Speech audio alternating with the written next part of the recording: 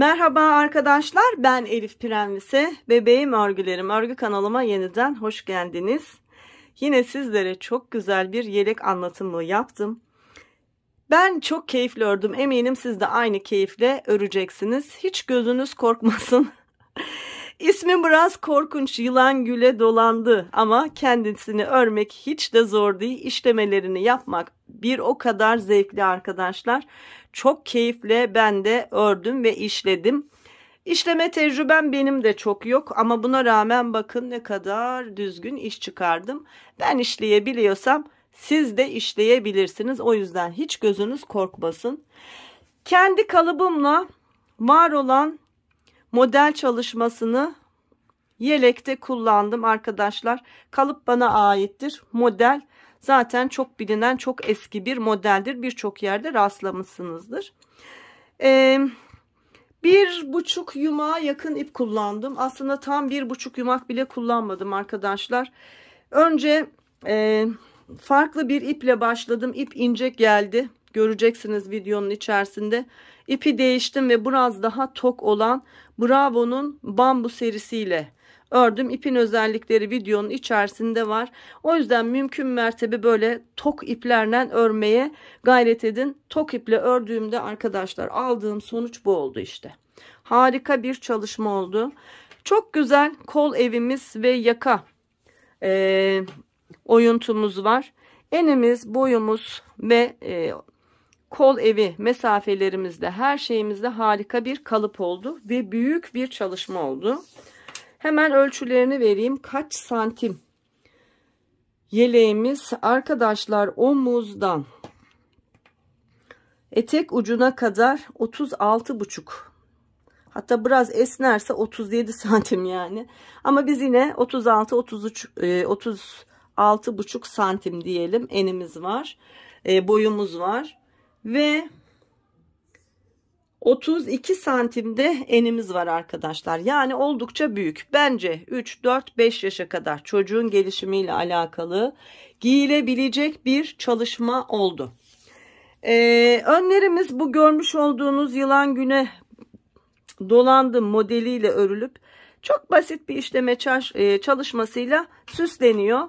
Aynı çalışmayı arkadaşlar arkaya uygulamadım. Yani hiç gerek hissetmedim. Ama aynı şekilde arkaya da model çalışması yapabilirsiniz. Videonun içerisinde nasıl yerleştirmeniz gerektiğini de söyledim. Kol evi genişliğimiz bakın oldukça güzel. Kol evi ve oldukça güzel yaka evimiz var. Yani kalıp olarak çok güzel bir çalışma olmuş oldu. Evet, modeli o kadar çok beğendim ki bunun hırkasını, belki patiğini, belki beresini ve güzel bir kombin yapmayı planlıyorum. Evet, söyleyeceğim başka bir şey var mı? Hayır, kalmadı. Evet arkadaşlar, modeli beğendiyseniz beğeni butonuna tıklamayı, o güzel yorumlarınızı yapmayı ihmal etmeyin. Şimdi hazırsak bu güzelliği hep birlikte örmeye başlayalım.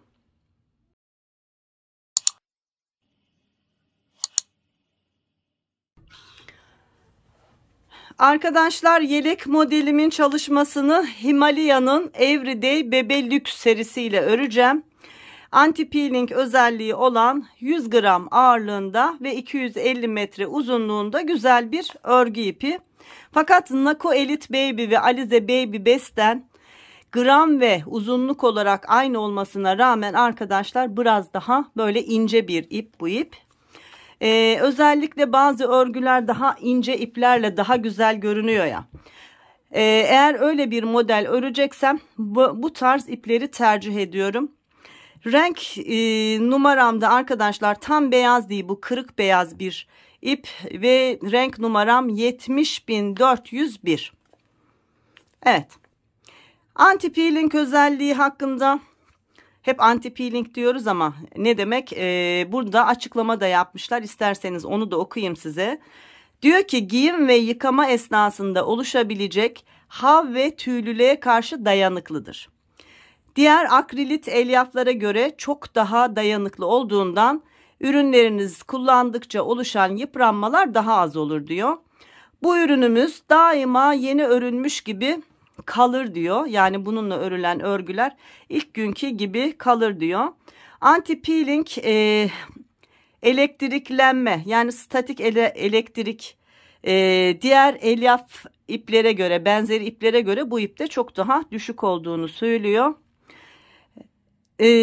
Anti peeling elyafı da Türkiye'de ve dünyada Everyday markasına özeldir diyor. Yani anti peeling'in atası Himalaya'ymış arkadaşlar. Evet, şimdi ip biraz ince olduğu için ne yaptım? 3,5 numarayla beraber şu görmüş olduğunuz haroşa kısmını ördüm. Yeleğimizi 3 parça öreceğiz arkadaşlar. 2 ön ve 1 arka beden olmak üzere. Etek ucundan başlayacağız ve omuza kadar örerek devam edeceğiz. Ön bedenim için 2, 4, 6, 8, 10, 12, 14, 16, 18, 20, 22, 24, 26, 28, 30, 32, 34, 36, 38, 40, 41 ilmek şişime attım. Ve 1, 2, 3, 4, 5 diş haroşa boyunca 3,5 numara şişimle beraber bu haroşa örgümü ördüm. Şimdi ben 3,75 şişe geçiş yapacağım arkadaşlar. 0,25 milim daha kalın bir şiş. Siz kullanacak olduğunuz ipin kalınlığına göre bunu Naku Elite Baby ile, Alize Baby Best ile ya da Kartopu Baby One'la da örebilirsiniz. Hiç sorun değil. Öreceğiniz ipe göre daha önce kullandığınız şiş numarası 3,5'sa, yani eliniz bolsa 3,5, eliniz sıkıysa 4 numarayla yine örebilirsiniz. Şimdi görünüşte zor bir çalışma ama aslında anlatınca ne kadar kolay olduğunu ve ne kadar zevkli olduğunu anlayacaksınız. Birebir ben sizinle beraber yavaşça örmeye başlayacağım. Mantığı oturduktan sonra zaten böyle patır patır örüp bitireceğiz arkadaşlar. Ben küçük bir ön çalışma yaptım. Biraz daha kalın bir iple. Şimdi başlayalım. Evet, şimdi örgümüze başlayacağız. Bakın arkadaşlar, şöyle bu da önümde duracak. Ne yaptığımı birebir göstereceğim ki daha kolay anlayasınız. Şimdi örgümüzün ön sol bedenini örerek başlayacağız. Düğmeli kısmını, bu kız bebek yeleği. O yüzden bizim iliklerimiz sağ tarafta olacak. Önce sol tarafı ve iliksiz olarak öreceğiz. Şöyle kol altından, yani yan kenardan örerek örgümüze başlıyoruz. Evet, tam 21 ilmek düz örgü olarak örgümü örüyorum. 3, 4, 5, 6, 7, 8, 9, 10, 11, 12, 13, 14, 15, 16, 17, 18, 19, 20 ve 21. Bu örmüş olduğum 21 ilmeğim şurası arkadaşlar. Bakın. Örnek yerine kadar olan çalışma. Şimdi 21 ilmeği düz ördükten sonra ne yapacağız biliyor musunuz? 2 düz, 2 ters, 1 düz, ajur çalışması, tekrar 1 düz, 2 ters ve bu şu dal şeklinde olan ajur çalışmasını yapacağız. Çok kolay. Yılan güle dolandı modelin adı. Sanırım yılan olarak da şu ajurlu kısım var ya, bunu söylüyorlar. İsimlere zaten isimlere zaten bir anlam veremiyorum. Yani yılan güle dolandı. Örneğin adı bu. Biz de orijinali gibi ismini kullanacağız ve öreceğiz. Evet, şimdi 21 ilmek olarak buraya kadar ördük ve devam ediyoruz. Yavaş yavaş öreceğim. Hiç karıştırmayacaksınız. 2 ilmek ters örüyoruz. 1, 2 ilmek ters. Ardından bir düz, bir dola ve tekrar şu 2 ilmeği, bakın şu 2 ilmeği birlikte örüyoruz. İlk sırada bunu böyle yapıyoruz arkadaşlar. Şurayı. Ardından Tekrar 2 ters. 1, 2 ilmek ters. Ve şimdi şuradaki ajur kısmını yapacağız. Bakın tam burayı. Hemen bir dolama yapıyorum.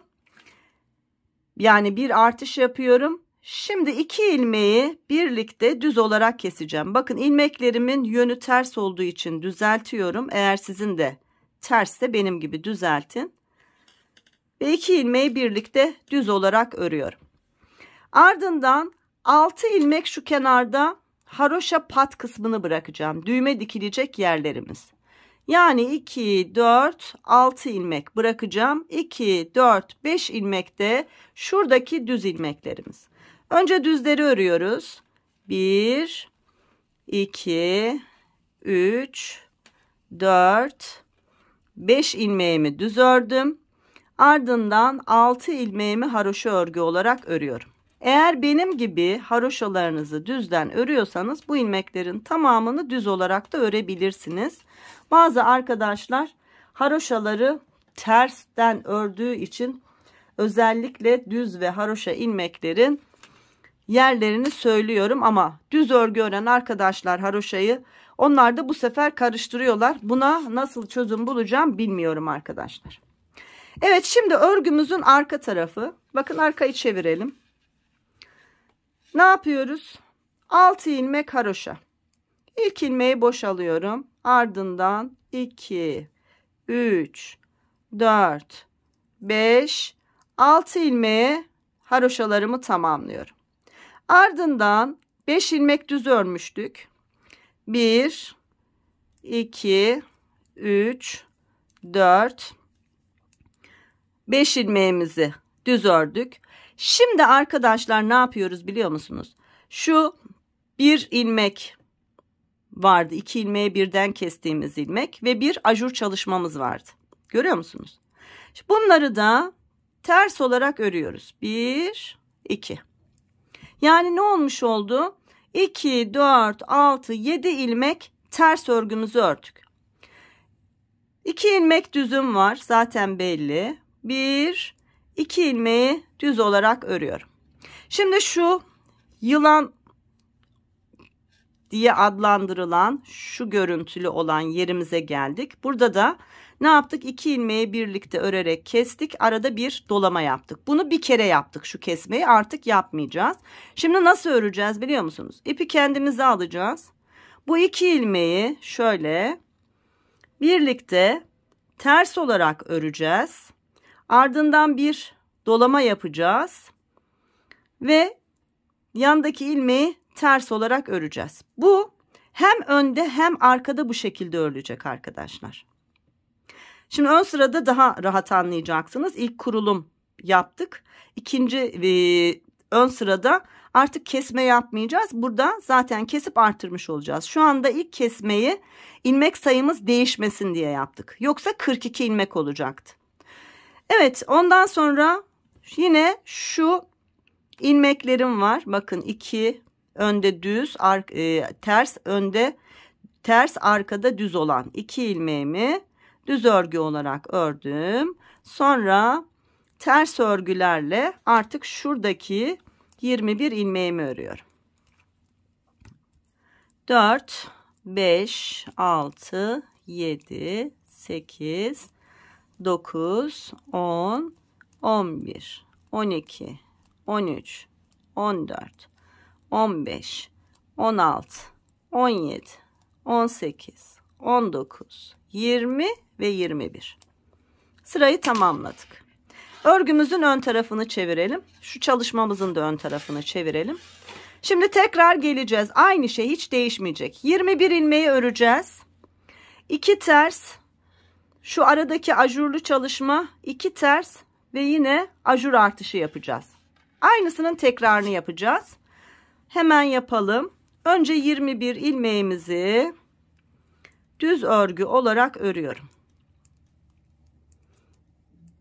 Düz örgüleri biraz hızlı öreceğim.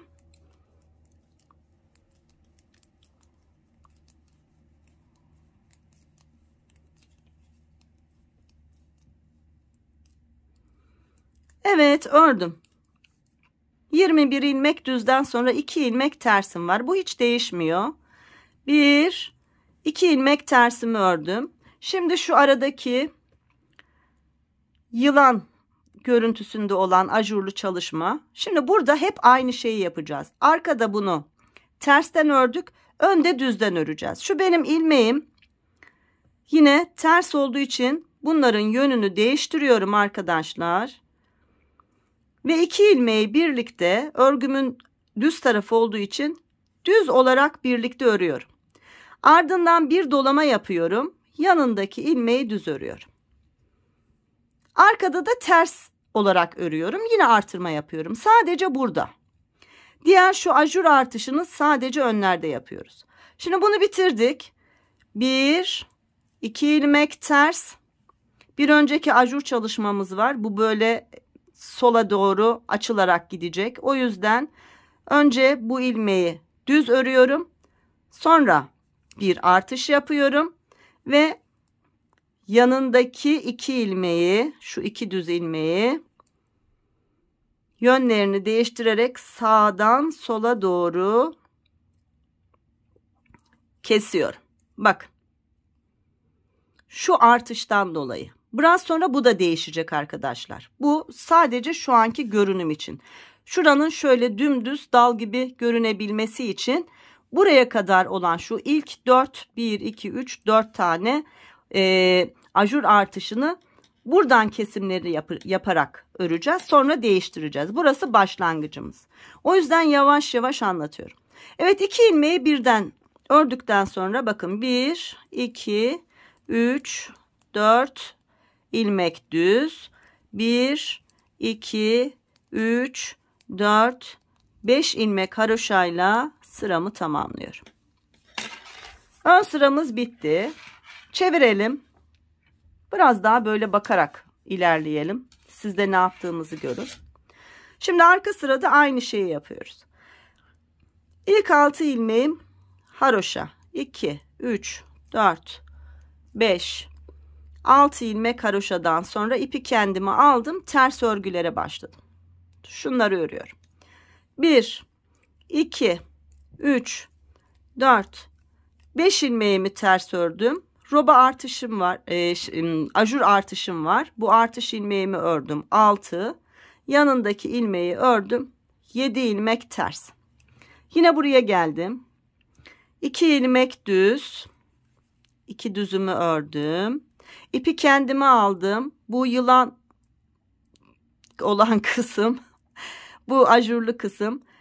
Örgümün arka tarafında olduğum için ipi kendime alıyorum. Ve bu 2 ilmeği birlikte ters olarak örüyorum. Ardından şişime ipimi doluyorum. Kestiğim ilmek yerine ilmek koymak için yapıyorum. Böyle daha iyi anlarsınız. Ardından sırada bir ters ilmeğim var. Onu da ters örüyorum.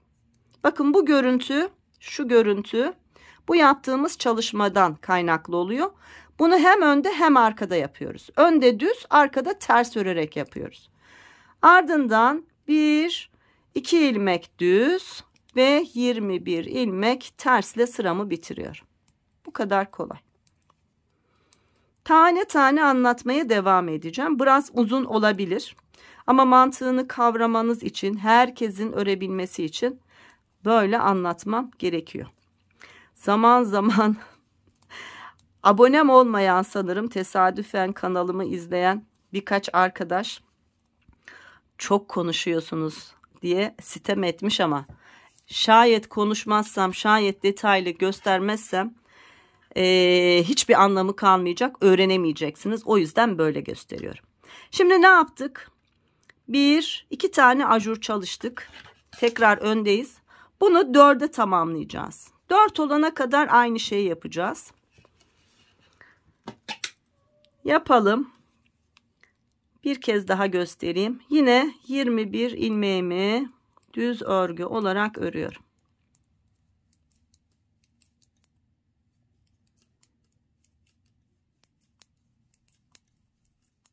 Üçüncü artışımızı yapacağız arkadaşlar. Evet, örgümün ön tarafında 21 ilmeğimi düz olarak ördüm. Ardından 2 ters ilmeğimi ördüm ve ajurlu çalışmamın olduğu yerdeyim. Ne yapıyorduk? İlmeklerimizin yönünü değiştirip doladığımız ilmekle önündeki ilmeği birlikte örerek önce kesiyoruz. Sonra şişimize ipimizi dolayarak artış yapıyoruz ve yanındaki ilmeği düz örgü olarak örüyoruz. Ardından 1 2 ilmek ters. Bakın 1 2 3. ajurı yapacağız. Dolayısıyla 1 2 ilmek düz dolama yapıyorum ve sıradaki 2 ilmeğin yönünü değiştirerek sağdan sola doğru kesiyorum. Yani şurada artırdığım için burada kesmem lazım ki ilmek sayımda bozukluk olmasın. Ardından 1 2 3 ilmek düz ve 1 2 3 4 5 6 ilmek haroşayla sıramı tamamladım. Geriye dönüyoruz. Son kez göstereceğim. 4. artırmayı siz kendiniz yapacaksınız. Aynı şey. Evet, ilk 6 ilmeğimi haroşa örgü olarak ördüm. Ardından 1 2 3 4 dolama yaptığım ilmek 5, onun yanı 6, onun yanı 7. 7 ilmek tersimi ördüm. Ardından 2 ilmek düzüm var. 1 2 ilmek düz ve ajurlu çalışmanın olduğu yer. Arkada bunu da kesiyorduk. İlmeğimi ve dolama yapmış olduğum ipimi şöyle ikisini birlikte örerek, ters örerek kesiyorum. Ardından şişime ipimi doluyorum. Yanındaki ilmeğim ters. Onu da ters olarak örüyorum. Bura hep böyle devam edecek.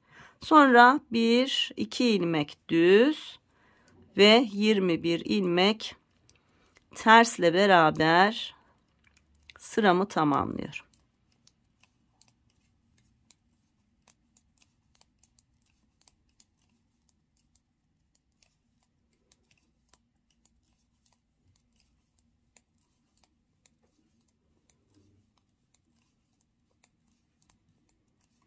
Evet, bitti.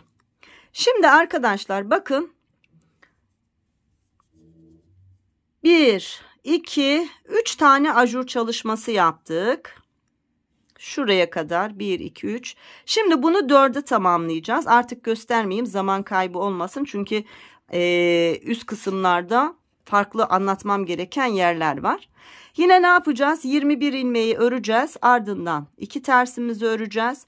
Ajurlu çalışmamız şu düz ilmekle yandaki ilmeğin yönünü değiştirip düz olarak örüp bir dolama yapacağız.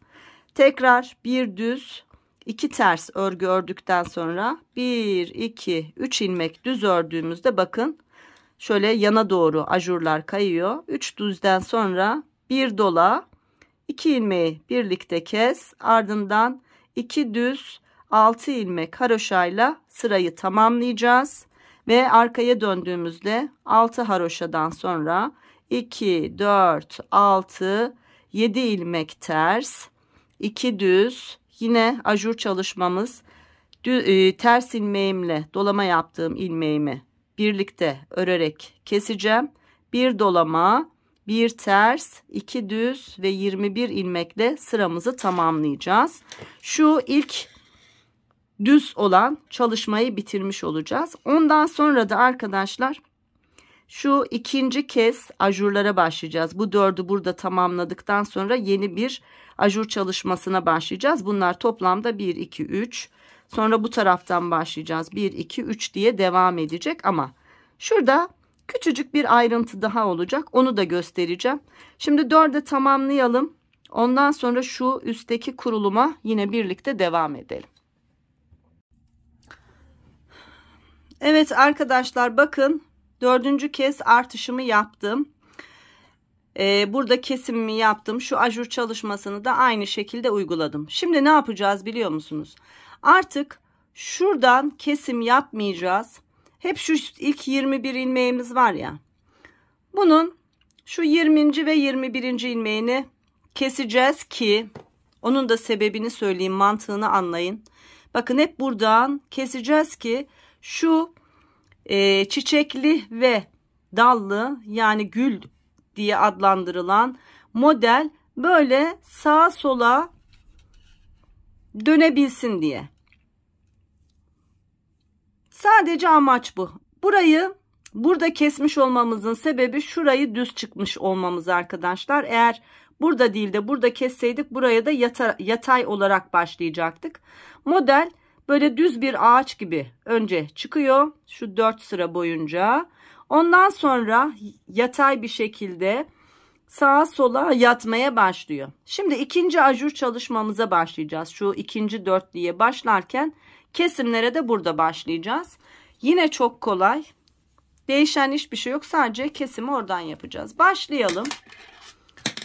Şimdi ilk 19 ilmeğimiz, şurada 21 ilmeğimiz var ya. İlk 19 ilmeğimizi düz örgü örüyoruz. 1, 2, 3, 4, 5, 6, 7, 8, 9, 10, 11, 12, 13, 14, 15, 16, 17, 18, 19 ilmeğimi düz olarak ördüm. Bakın 20 ve 21. ilmeğim.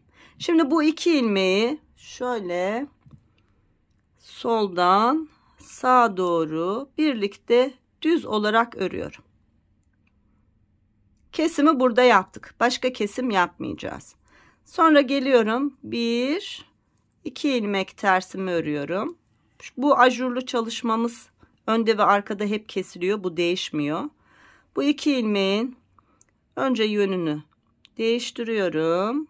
Ardından sağdan sola doğru iki ilmeği birlikte örerek kesiyorum.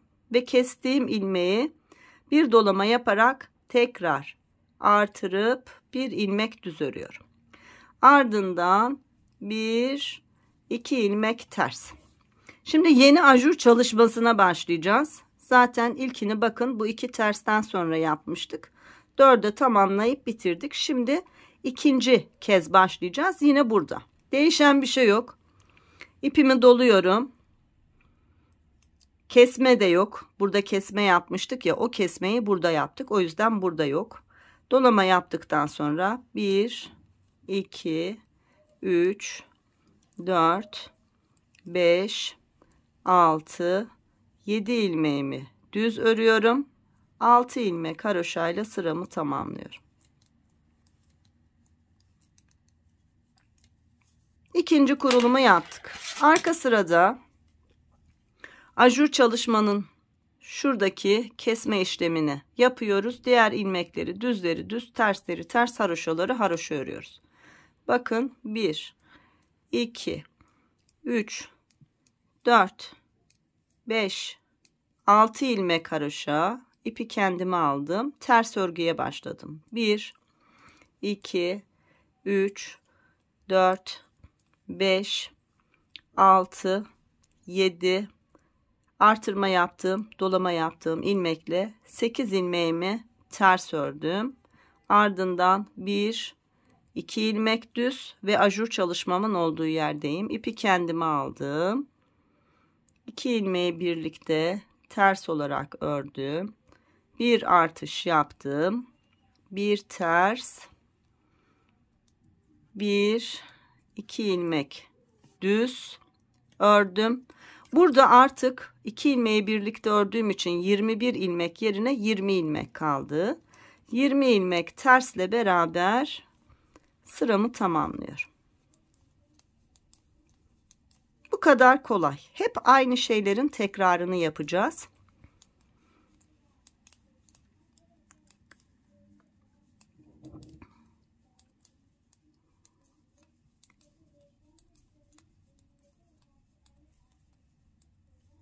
Evet, 20 ilmeğimi ters ördüm. Örgümün düz tarafındayım. Şimdi ne yapacağız? Yine şu son 2 ilmek. Bu sefer ne oluyor? 19 ile 20. ilmeği birlikte öreceğiz. Önce 18 ilmeğimizi düz örüyoruz. 2, 3, 4, 5, 6, 7, 8, 9, 10, 11, 12, 13, 14, 15, 16, 17, 18 düzümü ördüm. Bakın 2 düz ilmeğim kaldı. Bu 2 düz ilmeği de soldan sağa doğru birlikte örerek kestim. Ardından 1, 2 ilmek ters ve ajur çalışmam. Doladığım ilmek ve önündeki düz ilmeğin yönünü değiştirdim. İkisini birlikte düz ördüm. Ardından bir doladım. Bir ilmek düz. Tekrar 1, 2 ilmek ters. Bakın ajur çalışmamın olduğu yere geldim. Bir önceki ajur ilmeğimi bir düz olarak örüp sonra şişime ipimi dolayıp ardından 1, 2, 3, 4, 5, 6, 7 ilmek düz. 1, 2, 3, 4, 5, 6 ilmek haroşa örgüyle sıramı tamamladım. Ne yapmış olduk? 1, 2, 3, 4 ajur burada çalışmış olduk. Bitirdik. Sonra geldik. 1, 2 ajurda çalışmış olduk. Yani şunu yaptık arkadaşlar. Bakın. Buradan kesmeye başladık. Buradan da ajur çalışmamızı yapıyoruz. 1, 2, 3, 4 ilmek. Aynı şeyin tekrarını yaparak bunu 4 kez yapacağız. Şu arka sırayı bir kez daha göstereyim.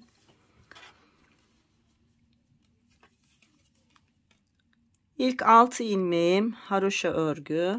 3, 4, 5, 6. Ardından ters örgülere başladım. 1, 2, 3, 4, 5, 6, 7. Dolama yaptığım ilmek 8. Onun yanındaki ilmekle 9 ilmek tersimi ördüm. Ardından 1, 2 ilmek düz. İpi kendime aldım. Ajur çalışmamın oradayım.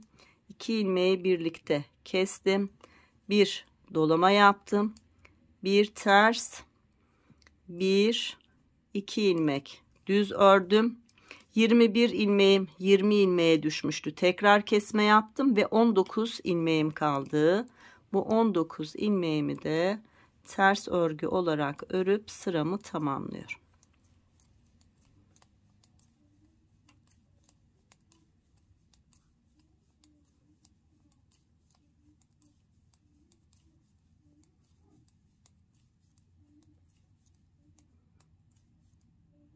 Evet, sıram bitti. Bakın. İkinci ajur çalışmam. Şimdi ne yapacağız? Artık göstermeyeceğim. 2 kez daha bu şekilde çalışacağız. Sonra 3. kurulumu yine göstereceğim. Geleceğiz. Yine son 2 ilmek kalınca birlikte öreceğiz. Ondan sonra 2 ters. Ajur çalışmam için 2 ilmeği birlikte örüp bir artırıp bir düz öreceğim. Sonra yine 2 ters. Bu kez 1, 2 ilmek öreceğim. Dolamayı öyle yapacağım ki yine şu aşağıdaki gibi yana doğru ajurlarımız olsun. Ardından kalan ilmekleri düz ve son 6 ilmeğimi haroşa örgü olarak örüp sıramı tamamlayacağım. Geriye dönüşte zaten bir şey yok. Sadece şu arka kısımdaki ajur çalışmasını yapıyoruz. 4. kez de yine aynı şeyi yapacağız. Geleceğiz. Son 2 ilmeği birlikte öreceğiz. Sonra geleceğiz. Ajur çalışmamızı bu kez şu 2 tersten sonra 1, 2, 3 ilmek ördükten sonra ajurumuzu yapacağız. Öyle öreceğiz. Yine şu 4'e tamamlamış olacağız. Bu şekilde örelim. Bakın. Ondan sonra şu 3. kurulumu tekrar göstereceğim. Ondan sonra da arkadaşlar bu ajur çalışmalarını artık bu taraftan değil de bu taraftan yapacağız. Bu kadar basit. Kesmeleri de bu taraftan değil diğer taraftan yapacağız. Model hep böyle ilerleyecek. Hiçbir şeysi yok. Şimdi 2 tane daha ajur çalışmasını şurada uygulayalım. İkinci dörtlü çalışmamız bitsin. Üçüncüyü yine birlikte göstereceğim. Beraber başlayacağız.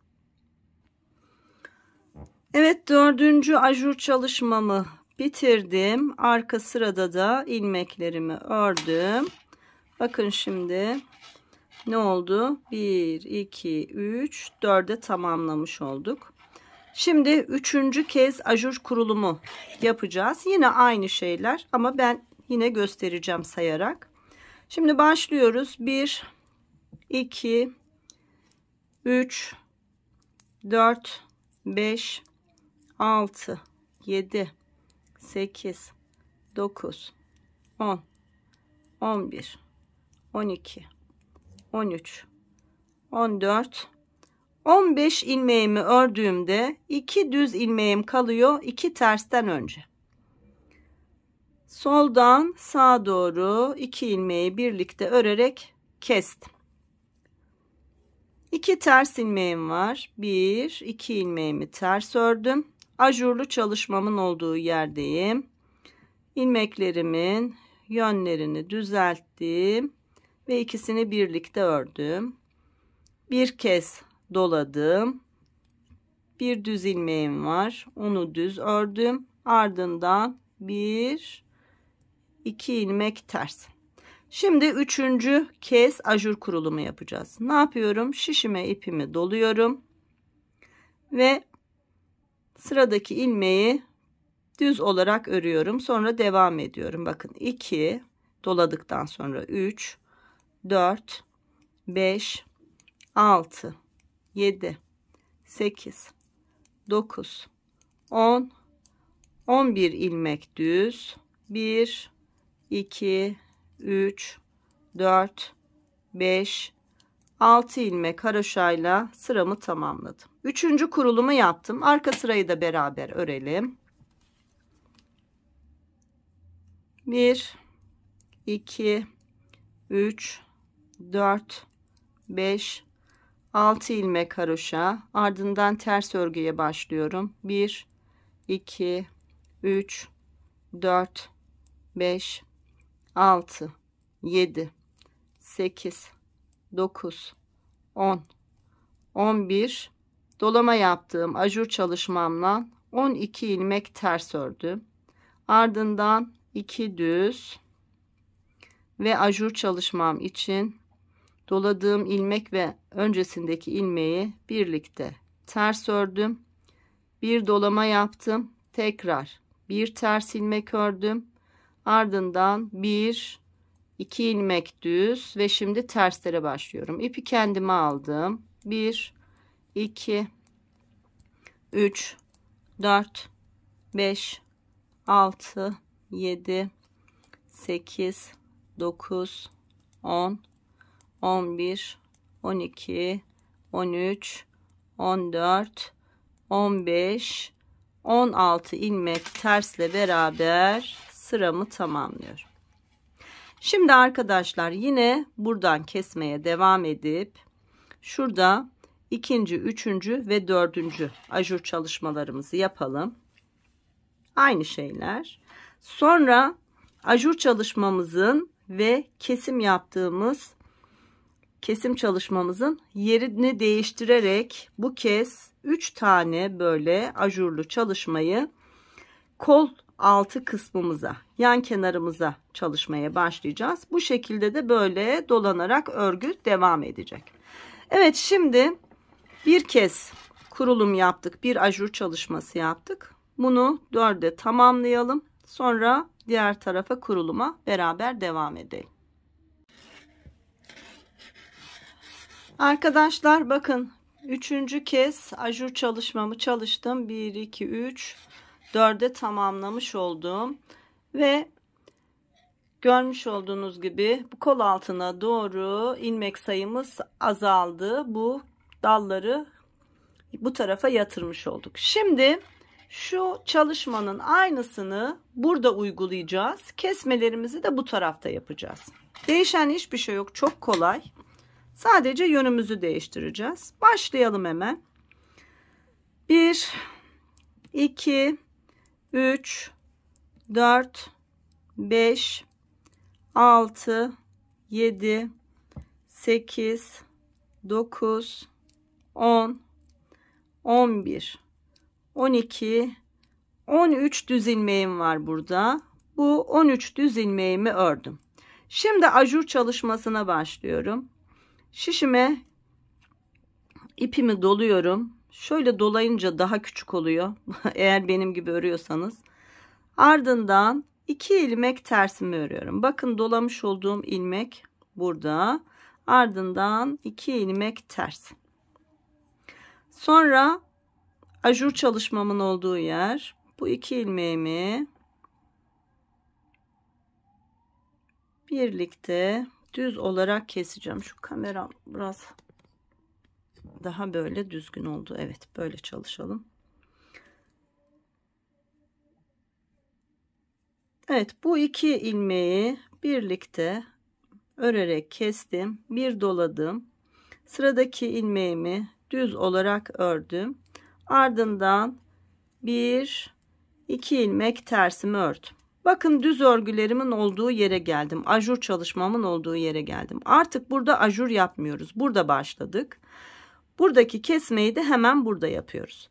2 ilmek tersten sonra sıradaki şu görmüş olduğunuz 2 ilmeği birlikte keseceğiz arkadaşlar. Onu da şöyle yapıyorum. Yine 2 ilmeğimin yönünü değiştiriyorum. Ve bu 2 ilmeği birlikte örerek bakın bir kesim yapıyorum. Ondan sonra düz ilmeklerimi örüyorum. Bunu da sayarsak 2 ilmeği birlikte düz ördük ya, bunu da sayarsak bu 1, yanındaki 2, 3, 4, 5, 6, 7, 8, 9, 10, 11, 12, 13, 14 ilmek düz örmüş oluyoruz. Son 6 ilmeğimizde haroşa örgü olarak örüp sıramızı tamamlıyoruz. Arkadaşlar, arada bir ilmek sayınızı kontrol edin. Hep 41 ilmek olarak devam ediyoruz. Bir taraftan kesip bir taraftan arttırdığımız için ilmek sayımız değişmiyor. Ara ara kontrol edin. Böylece daha sağlam ilerlersiniz. Şimdi arka tarafta da yine aynı şeylerin tekrarı var.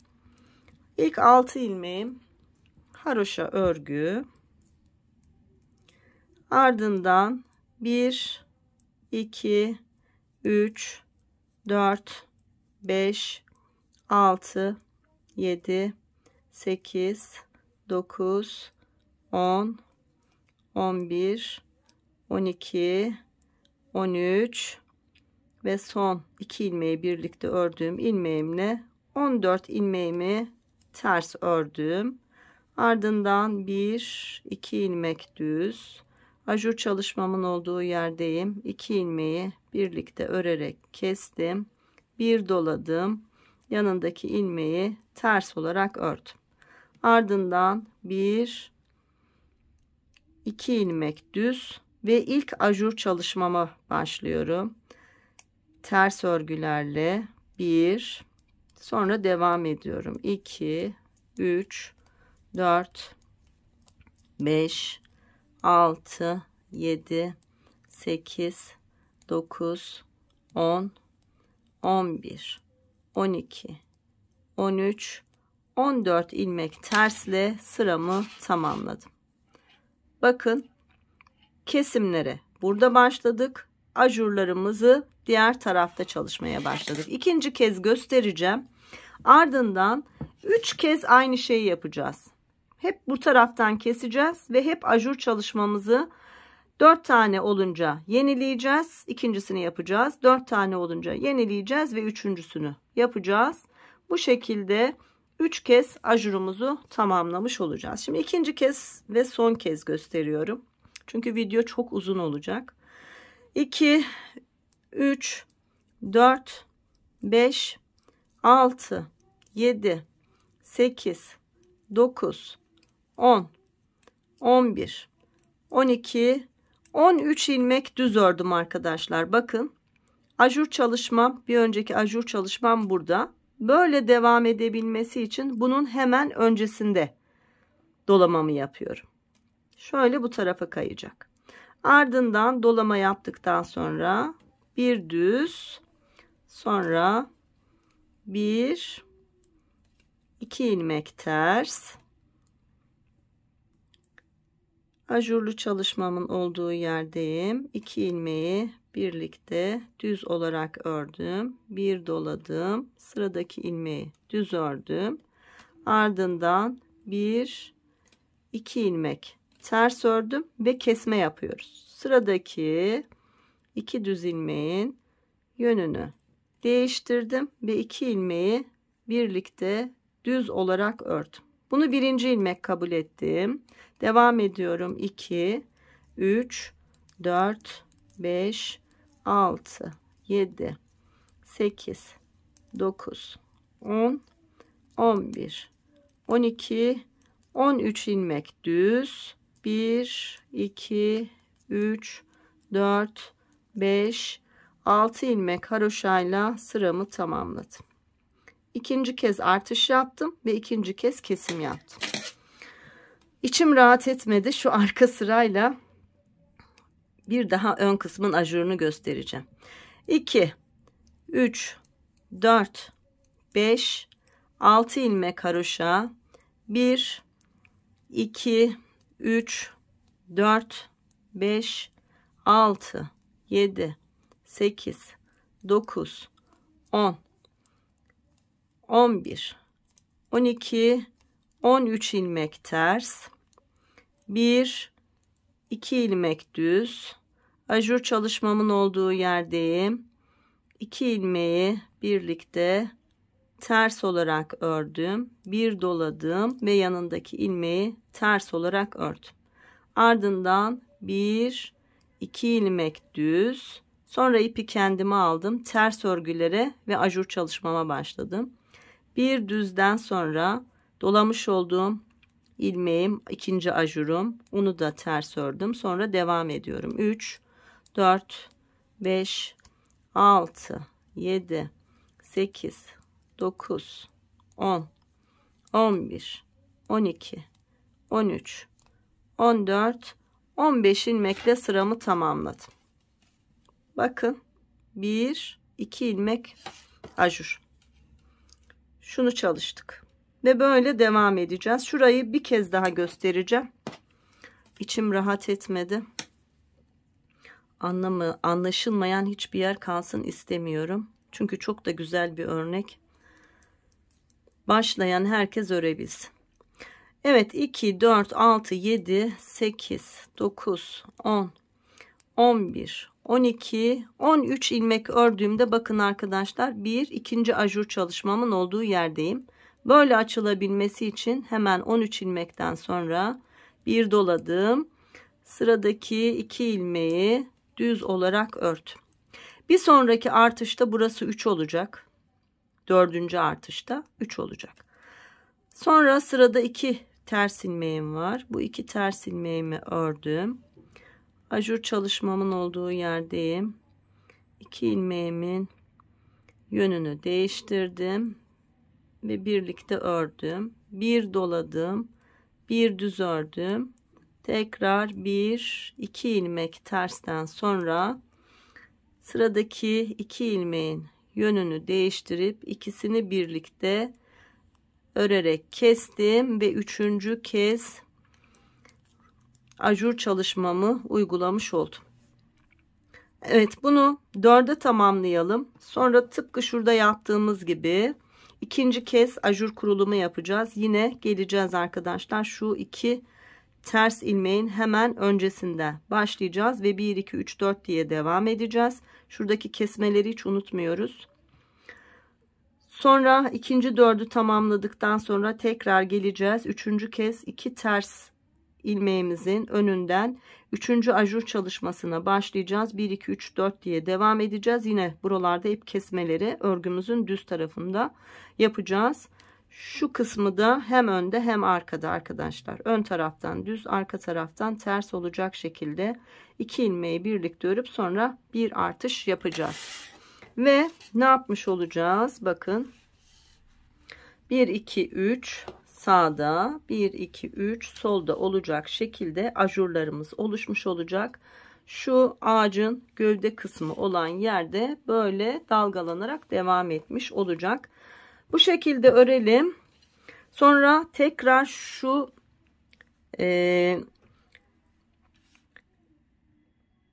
dal kısmımız tekrar diğer tarafa dönecek ve ajurlarımız da dolayısıyla bu yaka tarafına, ön tarafa doğru tekrar edecek. Ondan sonra da zaten arkadaşlar kol kesimi, yaka kesimi ile beraber ön bedenin sol tarafını tamamlayacağız. Bizim için önemli olan şuradaki mantığı anlayıp uygulayabilmekti. Çok detaylı anlattım. Bundan sonra tabii bu kadar detay olmayacak. Böyle çabuk ödürüp bitireceğiz. Şimdi 3 kez şuradaki çalışmanın aynısını buraya uygulayalım. Sonra yine aynı kuruluma, diğer kuruluma beraber geçeceğiz. Ben orayı da tekrar göstereceğim ne olur ne olmaz diye. Sonra da devam edeceğiz. Evet arkadaşlar, diğer tarafa da dörtlü olacak şekilde 1, 2, 3 tane ajur çalışmamı yaptım. Bakın. Dallar bu tarafa doğru döndü. Ajurlar burada kaldı. Daha öncesinde dallar kol altına doğru, sağa doğru yatıyordu. Ajur çalışmalarımızda bu ön bedende ilik düğmenin hemen yanındaydı. Şimdi tekrar ajur çalışmalarımızı bu tarafa alacağız arkadaşlar. Şu görmüş olduğunuz dal kısmı da tekrar kol altına göre doğru dönecek. Fakat bu arada örmüş olduğum ip çok zayıf kaldı ve ben ipimi değiştirmeye karar verdim.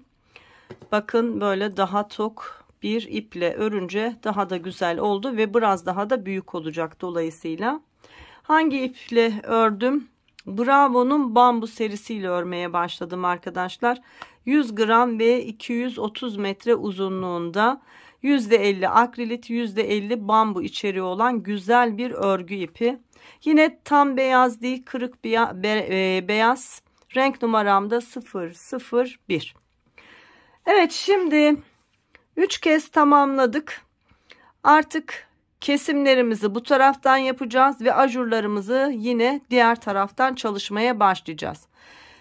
Örgümüzün ön tarafında düz ilmeklerimi örerek ilerliyorum arkadaşlar. Bakın, düz ilmeklerimi örerek ilerledim. Son 2 düz ilmeğim kalınca 2, 4, 6, 8, 10, 12, 14, 16, 18, 20, 22, 23 ilmek düz ördükten sonra 24. ve 25.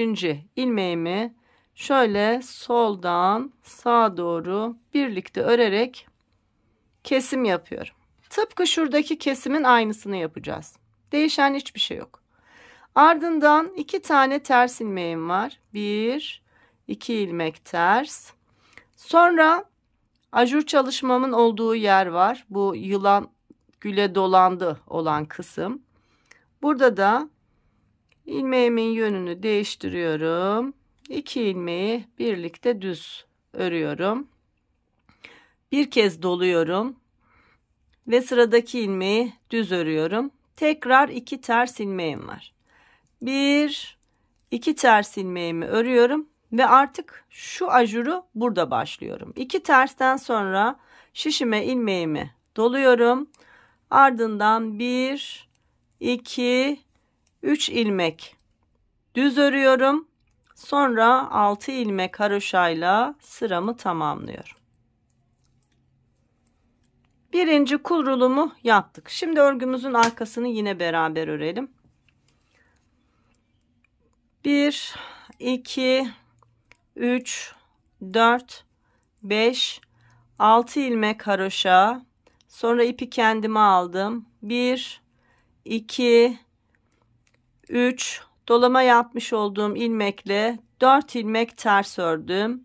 Ardından 1, 2 ilmek düz, ipi kendime aldım. Ajur çalışmamın olduğu yerdeyim. 2 ilmeği birlikte ters olarak ördüm. Bir kez doladım. Yanındaki ilmeği bir ters ördüm. Ardından 1, 2 ilmek düz ve 1, 2, 3, 4, 5, 6, 7, 8, 9, 10, 11, 12, 13, 14, 15, 16, 17, 18, 19, 20, 21, 22, 23, 24 ters ilmekle sıramı tamamladım. Bakın ajurumuz tekrar bu tarafta oldu ve kesmelere buradan başladık. Şimdi ikinci kez yine göstereceğim. Sonra aynı şekilde şurada yaptığımız gibi devam edeceğiz. Hiç değişen bir şey yok. Zaten kol altına yaklaşmaya başladık. Biraz ördükten sonra da kol altı kesimini, sonra da yaka kesimini yapacağız. Şimdi başlıyorum yine. 1, 2, 3, 4, 5, 6, 7, 8, 9, 10, 11, 12, 13, 14, 15, 16, 17, 18, 19, 20, 21, 22 ilmek düz ördüm. Bakın 2 ilmek daha düzüm var. Soldan sağa doğru bu 2 düz ilmeği birlikte düz olarak ördüm. Burada kesmemi yaptım. Sonra 1, 2 ilmek ters. Ardından ajur çalışmamın olduğu yer. Bunu arkadaşlar şöyle keserken şöyle zorlanırsanız şöyle de yapabilirsiniz. Önce bu ilmeği örün. Ondan sonra arkadaki ilmeği de üzerinden geçirin. Aynı şey. Kesme yapmış oluyoruz yani. Şişime ipimi doladım. Sıradaki ilmeği düz ördüm. Ardından yine 2 ters ilmeğim var. 1, 2 ilmek ters. Ve şimdi ajur çalışmamın olduğu yerdeyim. Bir önceki ajur ilmeğimi düz olarak örüyorum. Ardından şişime ipimi dolayıp 1, 2, 3 ilmek düz.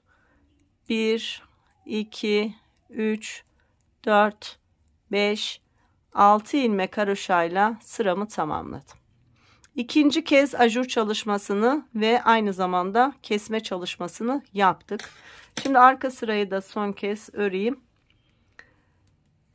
Evet, 2, 3, 4, 5, 6, ardından 1, 2, 3, dolama yaptığım ilmek 4, yanındaki ilmekle 5 ilmek ters ördüm. Sonra 2 düz, ajur çalışmamın olduğu 2 ilmeği ters olarak ördüm. 1 doladım, yanındaki ilmeği ters ördüm. Ardından 2 düz, sonra terslere başladım. 1, 2, 3, 4, 5, 6, 7, 8, 9, 10,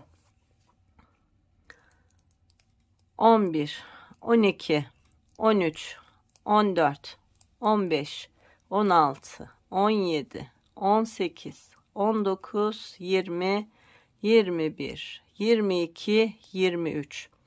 Her bir kesim yaptığımızda buradaki ilmek sayımız bir ilmek azalıyor arkadaşlar.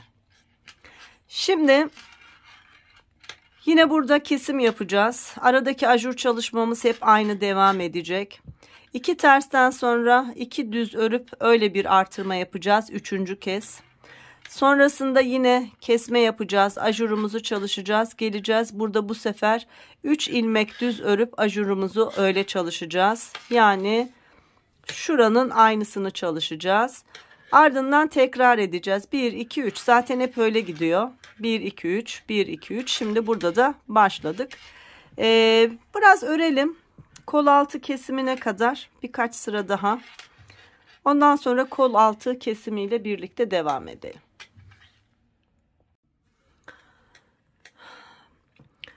Evet, ajur çalışmalarıma devam ettim. Bakın 1 dörtlü, 2 dörtlü, üçüncünün de arkadaşlar 2 tane ajurunu yaptım. Şimdi 3. sırasını yapacağım.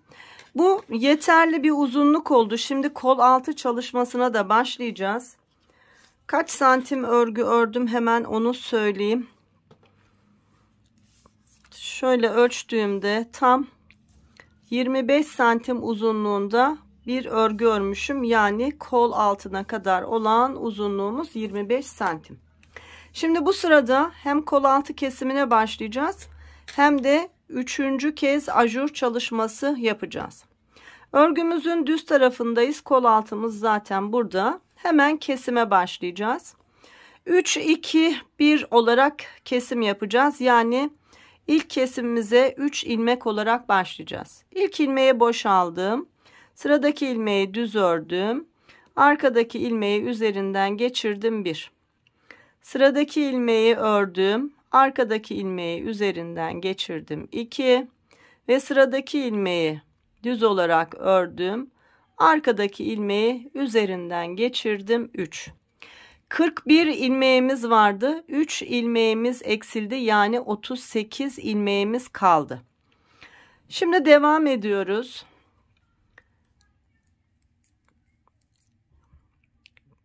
Bir, 2, 3, 4, 5, 6, 7, 8, 9, 10 ilmek düz örüyorum. 11. ve 12. düz ilmeğimin ikisini birlikte soldan sağa doğru kesiyorum. Ardından 2 ilmek ters. Ajur çalışmam var. Yönlerini değiştirerek bu 2 ilmeği birlikte örüyorum. Bir dolama yapıyorum. Sıradaki ilmeği düz. Ardından 2 ilmeği ters olarak örüyorum. Şimdi 1, 2, 3. ajurumuzu yapacağız.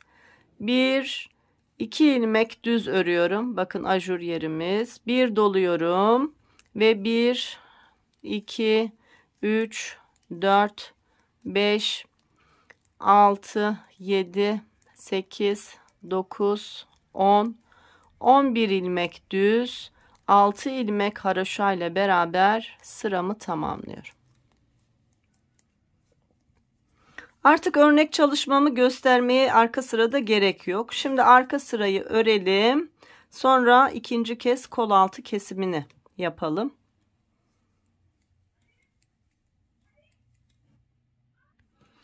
Evet, arka sıramı örerek sıramı tamamlıyorum. Şu son ilmeğimi şişime boşalıyorum arkadaşlar. Bunu örmüyorum. Niye örmediğimi şimdi göstereceğim. Ardından bu örmediğim ilmeği şişe alıyorum.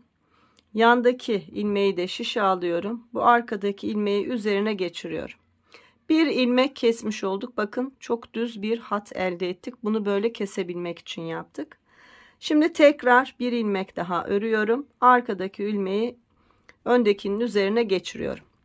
2 ilmek kesmiş olduk. 3 de bir önceki sırada kestik. 5 ilmek eksiltmiş olduk arkadaşlar. Şimdi yine son kez 4. ajur çalışmamızı yapalım. 2, 4, 6, 7 ilmek ördükten sonra 2 düz ilmeğim kalıyor. 8. ve 9. ilmeği birlikte örerek kestim. Ardından 2 ilmek ters ve ajur çalışmam, 2 ilmeği birlikte ördüm. Bir doladım. Bir düz ilmek ördüm. Sonra 1, 2 ilmek ters. 1, 2, 3 ilmek düz ve ajur çalışmamı yaptım. Bir kez doladım. 1, 2, 3, 4, 5, 6, 7, 8, 9, 10, 11 ilmekle düz örgümü ördüm. Son 6 ilmeğim yine haroşa örgü. Yine arka sıraları örelim arkadaşlar. Bu kez bir ilmek keseceğiz kol altından.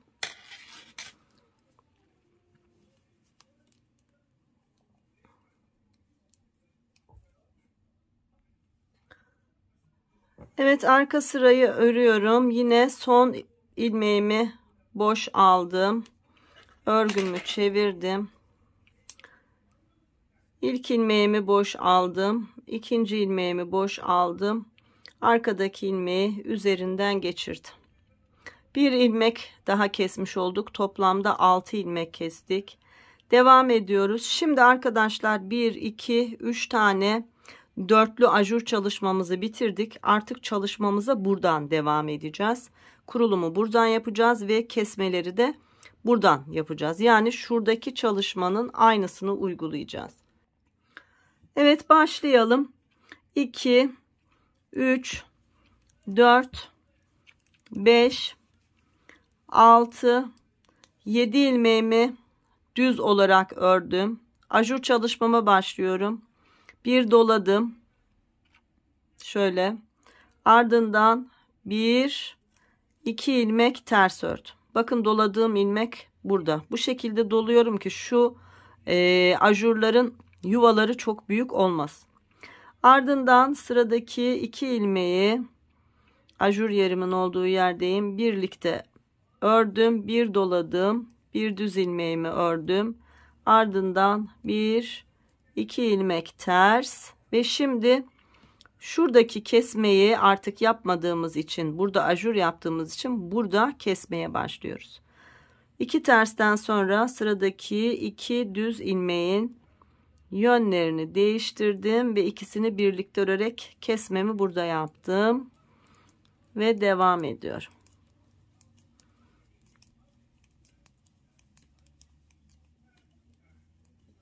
Kesme yaptıktan sonra kaç düz ördüm onu söylemedim, hemen söyleyeyim.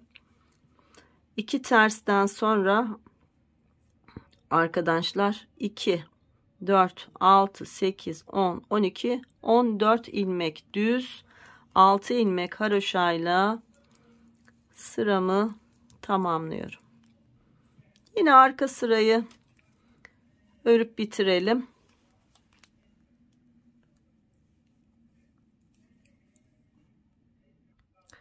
Evet, arka sırayı ördüm. Yine son ilmeği boş aldım. Şimdi ilk ilmeği boş aldım. İkinci ilmeği boş aldım. İlk ilmeği ikinci ilmeğin üzerinden geçirdim. İkinci kez tekli kesim yaptım ve devam ediyorum. Bu 1, 2, 3, 4, 5, 6 ilmek düz ördüm.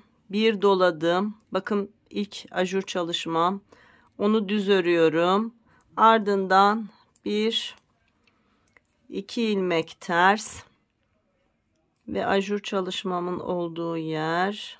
2 ilmeği birlikte ördüm. Bir doladım.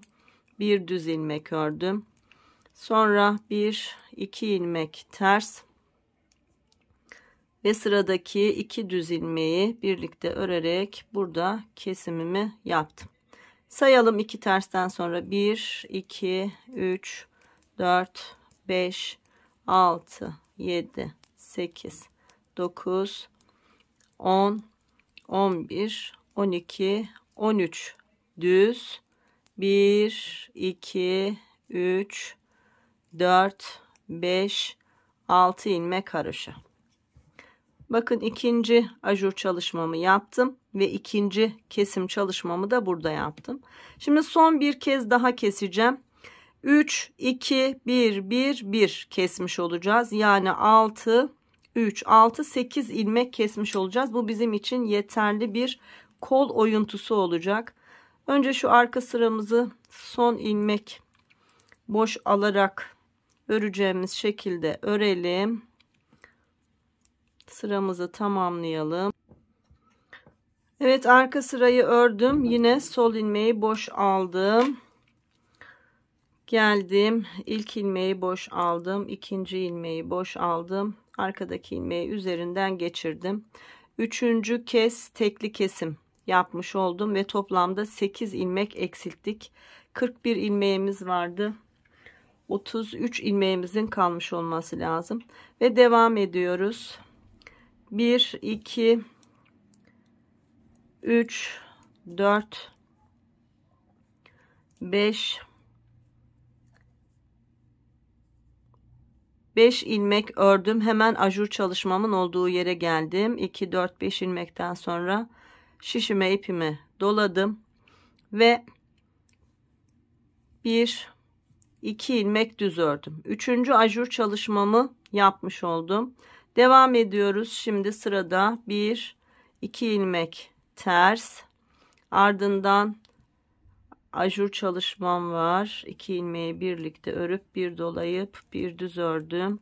Tekrar 1 2 ilmek ters ve sıradaki 2 düz ilmeği birlikte ördüm. 1 2 3 4 5 6 7 8 9 10 11 12 ilmek düz, 6 haroşayla sıramı tamamladım. Şimdi şu kol kesintimize bir bakalım arkadaşlar. Bakın ne kadar güzel oldu. İstersek bir tane daha kesebiliriz. Yani 8 değil de 9 ilmek kesmiş olabiliriz. Hatta öyle yapalım. Son bir kesim daha yapalım arkadaşlar. 3 kestik, 2 kestik, 5, 3 kere de tek kestik, 8. Bunu 9'a tamamlayalım. Evet, arka sırayı örelim. Son ilmeğimizi boş alarak. Evet, arka sırayı ördüm. Son ilmeğimi örmeden şişime boş aldım. Şimdi dördüncü ve son kez tekli kesim yapacağız. İlk ilmeği boş aldım. İkinci ilmeği boş aldım. Arkadaki ilmeği üzerinden geçirdim. Tam 9 ilmek kestik. 1, 2, 3, 4 ilmek düzümüz oldu. Bu arada 1, 2, 3, 4. Ajur çalışmamızı da yapıyoruz. 4 düzden sonra bir doladım. Sonra 1, 2, 3 düz ilmek ördüm. Ardından 1 2 ilmek ters, ajur çalışmam, 2 ilmeği birlikte düz ördüm, bir doladım, bir düz ördüm, 1 2 ilmek ters, sıradaki 2 düz ilmeğin yönünü değiştirdim ve bir kesim de burada yaptım. Artık saymıyorum, sanırım anlaşılır olmuştur. Şimdi geriye dönelim. Bir kol evimizi tekrar görelim. Ondan sonra da yaka kesimine başlayacağız arkadaşlar. Şöyle gayet başarılı görünüyor. Evet, arka sıramızı tamamıyla örüp bitirelim. Son ilmeği de örüyoruz. Artık kesimler yapmıyoruz. Kol altını 9 ilmek keserek bitirmiş olduk. Evet, sıramı tamamladım arkadaşlar. Bakın, kol evimiz böyle çok düzgün oldu. Şimdi ikinci kez ajur çalışmasına başlayacağız ve dönüşte de yaka kesimine de başlayacağız. Artık yeterli bir uzunluğa ulaştı bedenimiz. Geliyorum. 1 2 3 4 5 6 7 8 düz ilmek örüyorum. Bir kez doluyorum. Dörtlü ajurun ikincisine başlamış oluyorum. Bunu da şöyle yapıyorum ki yine çok büyük olmasın buradaki ajur yuvası. Bakın, dolama yaptığım ilmek, ardından 1 2 ters. Sonra yine ajur çalışmamı, 2 ilmeği birlikte ördüm, bir doladım, bir düz, 1 2 ilmek ters, kesmelere devam ediyoruz. Sıradaki 2 düz ilmeğin yönünü değiştirdim ve kestim. Bu 1 2 3 4 5 6 7 8 9 10 11 12 13 14 15 16 ilmek ördüm. 10 ilmeğini haroşa, 10 ilmeğini düz, 6 ilmeğini haroşa olarak. Şimdi yaka keseceğiz arkadaşlar. Yaka kesimi yaparken şu haroşa ilmeklerimiz var ya, önce bunları keseceğiz. 5 tane keseceğiz. Hemen başlayalım. İlk ilmeği boş aldım. Yanındaki ilmeği haroşa ördüm. Arkadaki ilmeği üzerinden geçirdim. 1. Sıradaki ilmeği haroşa ördüm. Arkadaki ilmeği üzerinden geçirdim. 2. Sıradakini ördüm, kestim. 3. Sıradakini ördüm, kestim. 4. Ve sıradakini ördüm, kestim. 5. Tam 5 ilmek kestim ve ters ilmeklerle devam ediyorum. 2 3 şu haroşamla beraber 4 ilmek, 5 6 7, 8, 9, 10, 11 ilmek ördüm. Biri haroşa, 10 tanesi 2, 4, 6, 8, 10 tanesi ters. Ardından 2 düz, ajur için 2 ilmeği birlikte ters, bir dola, bir ters, 1, 2 düz, ardından ajurumu bir ters, ardından devam ediyorum. 2, 3, 4, 5, 6, 7, 8, 9 ilmeğimi ters örerek sıramı tamamladım. Bakın burada da ikinci kez ajur çalışmasına başlamış olduk. Şurayı bir kere daha göstereceğim. Sonra yaka kesimi ile devam edeceğiz. Video uzun oluyor biliyorum ama yapılacak bir şey yok. Bana zorluk, size kolaylık arkadaşlar. Yavaş yavaş da anlatıyorum. Benimle beraber böyle hep beraber oturup öreceğiz. Öyle oldu. Evet, başladım. 3, 4, 5, 6, 7, 8 ilmek düz ördüm. Ajur çalışmamın oraya geldim. Bir doladım. Bir düz. 1, 2 ilmek ters. Ardından ajur çalışmamın olduğu yerdeyim. 2 ilmeği birlikte ördüm. Bir doladım. Bir düz. 1, 2 ters. Kesmelere devam ediyoruz. Sıradaki 2 düz ilmeği birlikte örerek kestim.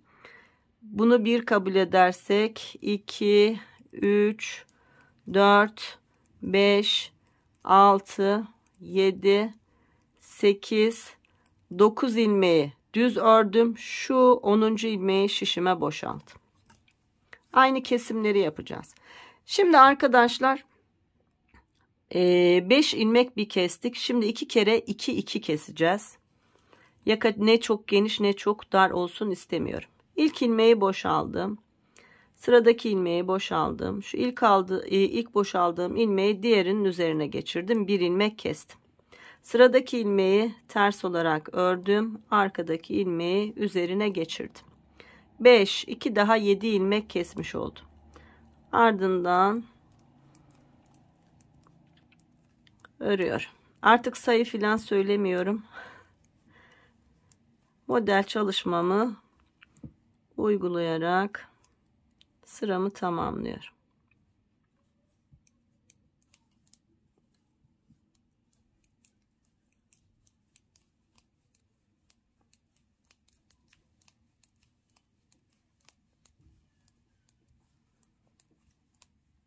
Evet, sıramı tamamladım. Tekrar örgümüzün düz tarafındayız. Bakın daha da belirgin oldu ve ilmek sayımız çok azaldı. Zaten bitiyor artık. 1, 2, 3, 4, 5, 6, 7, 8 düz, 1 dola, 1, 2 düz, 1, 2 ters, ajur çalışmam,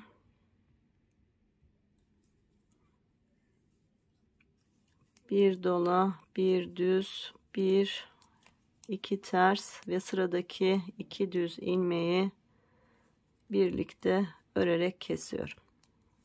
1, 2, 3, 4, 5 ilmek ördüm. Son ilmeğimi boşalttım. 3. ajuru çalışmış olduk.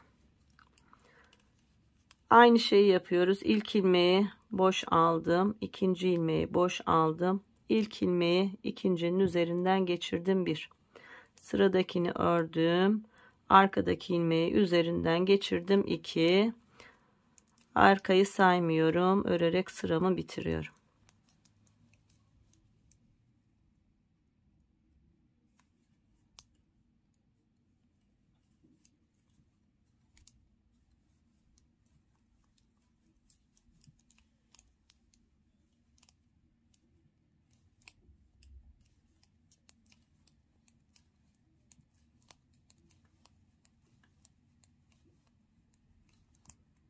Evet, sıramı tamamladım. Bakın 3. ajurumuz oldu ve yakamızdan da 5, 2, 2, 7, 9 ilmek kesmiş olduk. Şimdi bir bir keseceğiz arkadaşlar. Tıpkı kol altımızda olduğu gibi. Şu ön sırayı yine anlatıyorum. 3, 4, 5, 6, 7, 8 düz, 1 dola, 1, 2, 3 düz. 1, 2, 3, 4. ajuru tamamladık. Bir sonraki sırada 3. ve son kez ajur çalışmamızı yapacağız. Ardından 2 ters, 2 ilmeği ajur yerinde birlikte ör, 1 dola, 1 düz, 2 ters ve 2 ilmeği birlikte örerek kes. 1, 2, 3 ilmek düzle sıramı tamamlıyorum. Pardon, şu son ilmeğimi örmüyorum arkadaşlar. Geriye dönüyorum.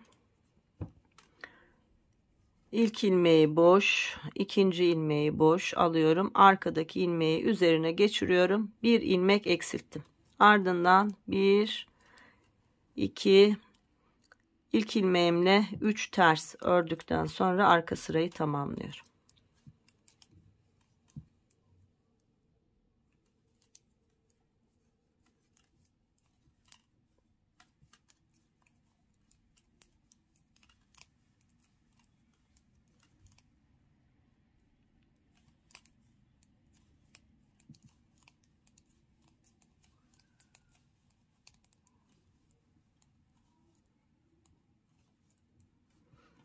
Evet, sıramızı tamamladık. Şimdi bakalım.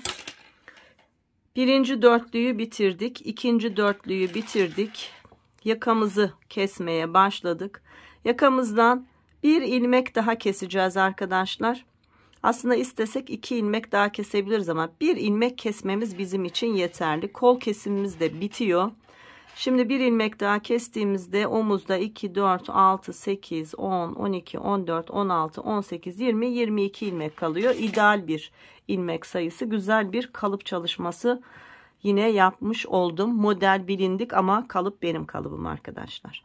Evet, başlıyorum. 2, 3, 4, 5, 6, 7, 8, 9, 10, 11, 12 ilmek düzümü ördüm. 3. ajuruma başlıyorum. Şöyle bir doladım. 2 ilmek tersimi ördüm. Ardından ajur çalışmam var.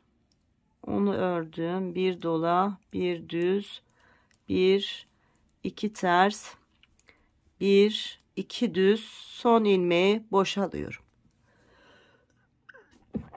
Elhamdülillah ya Rabbi, şükür. Ay, kapatamadım kamerayı arkadaşlar, kusura bakmayın. Elhamdülillah. Evet, geri dönüyoruz ve son bir kesim daha yapıyoruz. Şimdi ilk ilmeği boşaldım. İkinci ilmeği boşaldım. Arkadaki ilmeği öndeki ilmeğin üzerine geçirdim. Bir ilmek daha eksilttik ve bir ters ilmek ördüm. Ardından 2 düz, ajur çalışmamın olduğu yer,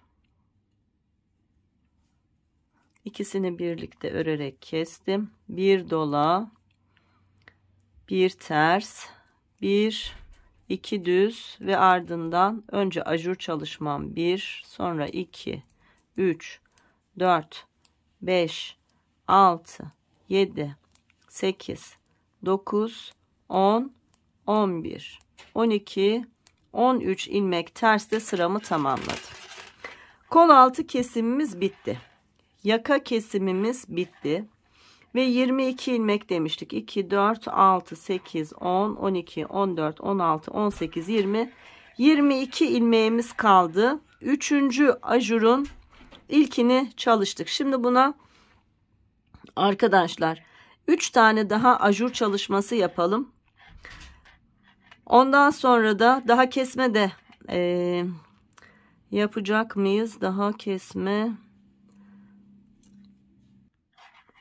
Evet, kesme yapacağız ama bu sefer kesmeleri arkadaşlar tıpkı şu başlangıçta şurada ajurun yanından kesiyorduk ya. Aynı şekilde kesmeye devam edeceğiz. Yani ben yine anlatmaya mecburen devam edeceğim. Çünkü burada kesim yapabileceğimiz ilmeğimiz kalmadı. Şöyle yapıyoruz. 1, 2, 3, 4, 5, 6, 7, 8, 9, 10 ilmek ördüm. Bakın birinci ajurum burada. Hemen şuraya dolama yapmam lazım. Öncesindeki 2 ilmeği yine soldan sağa doğru birlikte kesiyoruz. Ardından bir doluyoruz. 1 ilmek düz. Sonra 1, 2 ters ve ajur çalışmamız. Bir dola, bir düz, 2 ters ve 2 düzle sıramızı tamamlıyoruz. Mecburen burayı anlatacağım arkadaşlar. Zaten ilmek sayımız az. Kimsenin aklı karışmasın. Rahat rahat anlatayım. Arka sırayı anlatmama gerek yok. Seri bir şekilde örerek burayı tamamlayayım.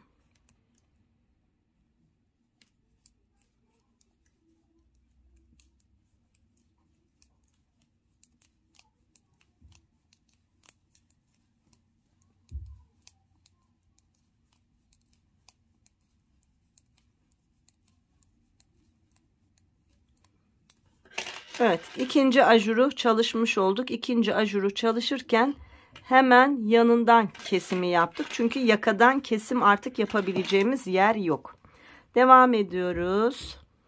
1, 2, 3, 4, 5, 6, 7, 8, 9 ilmek düz örüyorum. Sıradaki 10 ve 11. ilmeği birlikte örerek kesiyorum ve bir dolama yaparak 3. ajurumu çalışıyorum. Ardından 1, 2 ilmek düz, 1, 2 ilmek ters, ajur çalışmam,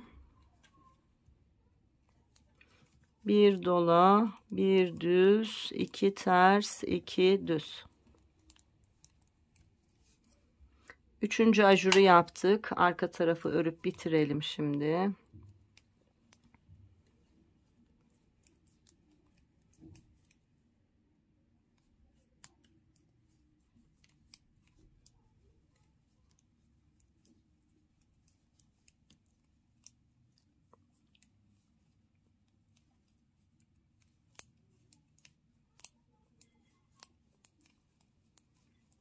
Evet, arka sırayı da ördüm ve tamamladım. Şimdi 4. ajur çalışmamızı yapacağız. Hemen onu da yapalım. 1, 2, 3, 4, 5, 6, 7, 8 ilmek düz ördüm. 9. ve 10. ilmekleri soldan sağa doğru birlikte örerek kestim. Bir doladım. 1, 2, 3, 4. ajurumu yapmış oldum. Ardından 1, 2, 3 düz, 1, 2 ters. Yine ajur çalışmam. İlmeklerimin yönünü düzeltip ikisini birlikte ördüm. Bir doladım. Bir düz, 2 ters ve 2 düzle beraber sıramı tamamladım. Bakın yine 22 ilmeğimiz var. Hiç değişmedi. Şurada ajurları arttırırken buradan kestik. 2, 4, 6, 8, 10, 12, 14, 16, 18, 20, 22. Şimdi arkadaşlar 3. ajur çalışmamız da bitti. Bir bakacağım boya. Eğer yeterli yaka yüksekliği ve kol evi yüksekliği varsa çok uzatmayacağım. Ama biraz kısaysa sadece şu ağaç kısmı olan yeri örerek bir 2 santim daha boyu uzatacağım. Şimdi sıramızı tamamlayayım, bir bakalım.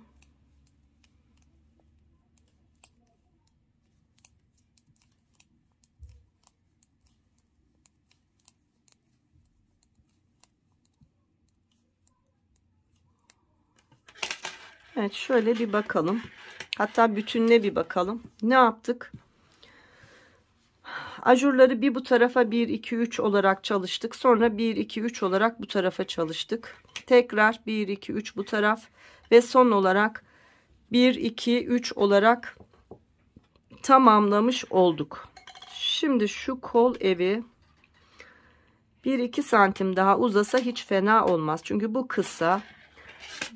O yüzden şöyle 4 sıra kadar, çok değil. Sadece şu ajurlu kısmı öreceğiz. Yani 1, 2, 3, 4, 5, 6, 7, 8, 9, 10, 11, 12, 13 ilmek düz, 1, 2 ilmek ters, ardından buradaki ajur çalışmasını sadece yapıyoruz. Bu devam ediyor. 2 ilmeği birlikte ters, 1 dola, 1 düz, 2 ters, 2 düz.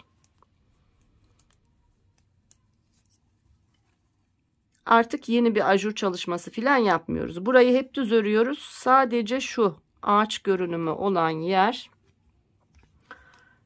örülmeye devam ediyor. Arka sırayı da bir kez göstereyim. 2 ters, 2 düz. Ajur çalışması, 2 ilmeği birlikte kes, 1 dola, 1 ters, 1, 2 ters, 2 düz, ardından 1, 2, 3, 4, 5, 6, 7, 8, 9, 10, 11, 12, 13. Şu çalışmaların, ajurların uçlarına zaten çiçek çalışması yapacağız. Sonuncu ajur çalışmamızın üzerine de çiçek yapabilmemiz için zaten birkaç sıra örmemiz gerekiyordu. Çok güzel olacak. Tam çiçeklerin bittiği yerde artık ön beden bitmiş olacak. Aynı şekilde devam ediyorum. Sadece ajurlu kısmı çalışıyorum. Düz örgülerine geldim. 2 ters.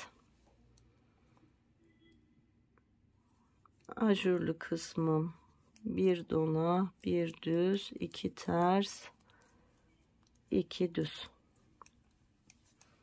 Evet, arka sırayı arkadaşlar, arka sırayı aynı şekilde öreyim. Sonra bir kez yine önde, bir kez arkada. Yani toplam 3 sıra daha öreceğim ve bitireceğim. Artık videoyu uzatmaya gerek yok. Bunu tamamlayıp geliyorum. Evet, 3. sıramı da ördüm. Artık yaka oyuntumuz, kol evi yüksekliğimiz, her şeyimizle çok düzgün ve aynı zamanda da arkadaşlar büyük bir çalışma oldu. Yine çok hoşunuza gidecek.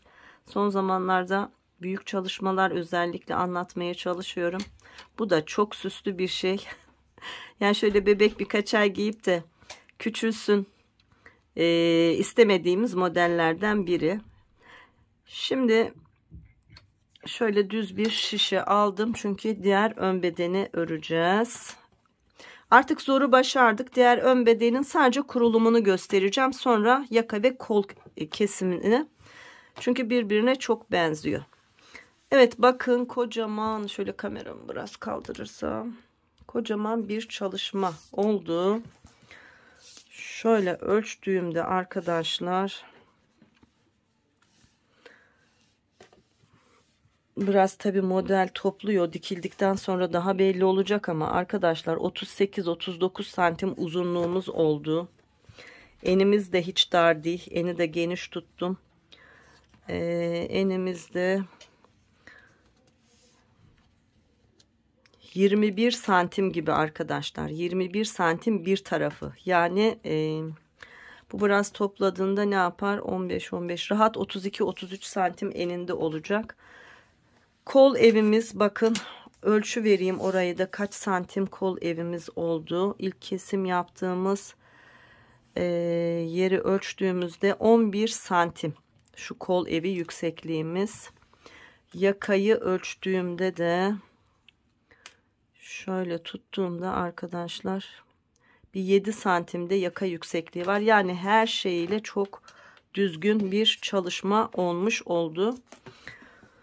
Şimdi yine şişimize 41 ilmek atalım arkadaşlar ve 5 diş haroşa boyunca örelim. Diğer bedenimiz, sağ tarafımız, orada ilik çalışmalarımız da olacak. İlk iliğimizi açıp model kurulumuyla sağ bedenimizi örmeye başlayalım. Evet arkadaşlar, şimdi sağ bedenimize başlıyoruz. Yine 41 ilmekle beraber örgüme başladım. 3,5 numara şişle 41 ilmeği 5 diş haroşa boyunca ördüm. Şimdi ne yapacağız biliyor musunuz? Tam simetrisini öreceğiz arkadaşlar ve ilik açmaya başlayacağız. İlk iliğimizi şimdi 5 diş haroşadan sonra açacağız ve ben 3,5 numaralı şişten 3,75 numaralı şişe geçiş yapıyorum. Şu kısmı örerek başlayacağız. Daha önce bu kol altından, yan dikişten olan kısımdan başlayarak ilik düğme kısmına gelmiştik. Şimdi simetrisi olabilmesi için önce ilikli kısımdan başlayacağız. 6 tane haroşa ilmeğimiz vardı. Bunun 3 tanesini örüyorum. 1, 2, 3. Ardından şişime ipimi doluyorum. Ve sıradaki 2 ilmeği birlikte örüyorum. Bakın 2, 4, 5, bir ilmek daha örüyorum. 6 ilmek haroşa kenar ilmeklerimi örmüş oluyorum. Şimdi düz örgülere geçeceğiz. Bakın arkadaşlar, burada 7 ilmeğimiz vardı. Dönüşte şöyle gelirken 2 ilmeği birlikte örerek kesmiştik. Ardından da 1, 2, 3, 4, 5 ilmek örmüştük. Bakın 1, 2, 3, 4, 5, 6. ve 7. ilmeği birlikte örerek kesmiştik. Şimdi aynı şeyi yapacağız. Değişen hiçbir şey yok. Sırayla öreceğim. Siz beni takip edin. İlk iliğimi açtım. 3 haroşadan sonra ilik çalışmamı yaptım. 3, 6 ilmek haroşa ilmeğimi ördüm. Şimdi düz örgülere geçiyorum. 1, 2, 3, 4, 5 ilmek düz örgü örüyorum. Yine 6. ve 7. ilmeği bu kez şöyle sağdan sola doğru, yok pardon, sağdan sola doğru değil, tam tersini yapacağız. Soldan sağa doğru, yani şöyle yatırarak 2 ilmeği birlikte örüyorum. Kesmemi yaptım. Ardından ilk ajur çalışmam, onu yapıyorum. Şişime ipimi doluyorum ve 2 ilmek ters örüyorum. 1, 2 ilmek ters. İpimi öne alıyorum. 1 ilmek düz örüyorum. 1 ilmek doluyorum ve sıradaki 2 ilmeği yine birlikte örüyorum. Bunu model kurulumu yaparken bir kez yapmıştık. Diğer ön bedende aynı şeyin tekrarını yapıyoruz. Ardından 1, 2 ilmek ters ve sonra düz ilmekle sıra sonuna kadar örüyorum. 1, 2, 3, 4, 5, 6, 7, 8, 9, 10, 11, 12, 13, 14, 15, 16, 17, 18, 19, 20 ve 21 ilmek düzle sıramı tamamlıyorum. Aynı kurulumun tersinden yapmış olduk. Hiçbir şey değişmedi. Şimdi geliyoruz örgümüzün arka kısmında. 21 ilmeğimizi ters örgü olarak örüyoruz. 2, 3, 4, 5, 6, 7, 8, 9, 10, 11, 12, 13, 14, 15, 16, 17, 18, 19, 20, 21 ilmek tersimi ördüm. Şimdi ajurlu kısma geldim. 1 2 ilmek düz. İpi kendime aldım. Bu ajurlu çalışmamın olduğu yer ne yapıyorduk? 2 ilmeği birlikte ters olarak örüyorduk. Sonra bir dola, bir ters, ardından 1 2 ilmek düz ve ajur çalışmamızın ilk yuvası. Dörtlü ajurun ilki.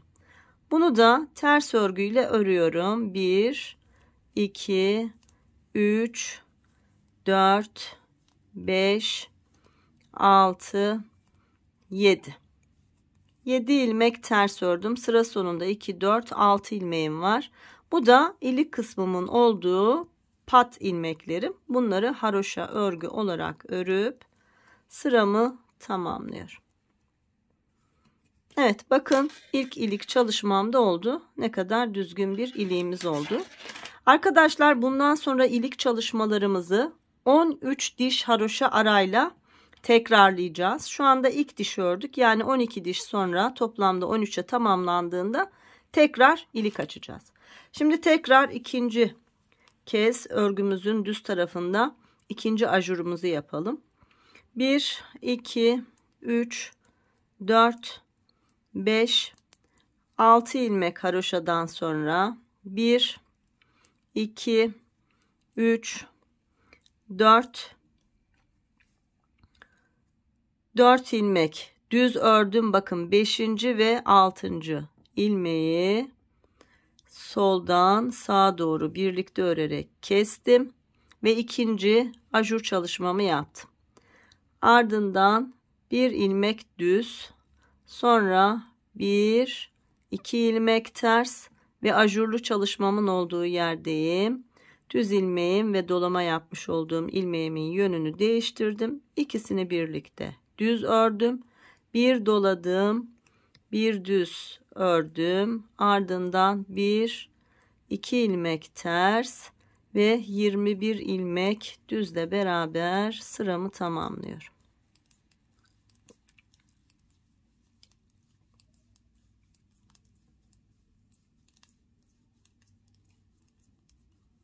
Ne yaptık? İkinci ajuru yaptık. Şimdi 4 ajur tamamlayacağım.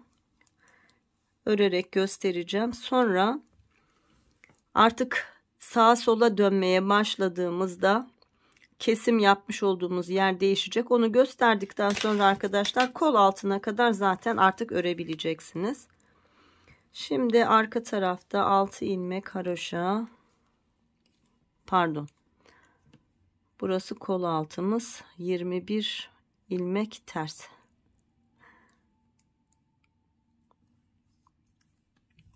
Evet, başladım. 21 ilmeğimi ters olarak örüyorum. 4 5 6 7 8 9 10 11 12 13 14 15 16 17 18 19 20 21. Zaten ilmekler belli. 21 tersten sonra bakın 2 düz ve ajur çalışmam. İpi kendime aldım. Sıradaki 2 ilmeği birlikte ters olarak ördüm. Bir dola, bir ters, 2 düz, ardından bir ters, dolama yapmış olduğum 2 ters ve devam ediyorum. 3 4 5 6 7 ilmek ters, sıra sonunda 6 ilmeğim kaldı. Haroşa örgü örüp sıramı tamamlıyorum. Bakın, tam simetrisi oluyor. Bakın arkadaşlar, burada şu ağaç görünümümüz, ajurlu çalışmamızın olduğu yer, arada 2 ters, sonra dörtlü ajurlarımız. Aynı çalışma. Bakın, dörtlü ajurun 2 tanesini yaptık. Şimdi üçüncüyü yapacağız. Devam edelim. 6 ilmek haroşamızı örüyoruz. 3 4 5 ve 6. Ardından düz örgülerle 1, 2, 3 ilmek örüyorum. Sıradaki 2 düz ilmeği soldan sağa doğru birlikte örerek kestim ve bir dolayarak 3. ajurumu yaptım. Ardından 1, 2 düz, 1, 2 ters, ajur çalışmamın olduğu yer 2 ilmeği yönlerini değiştirerek birlikte ördüm. Bir dola, bir düz, 2 ters ve 21 ilmek düzle sıramı tamamlıyorum.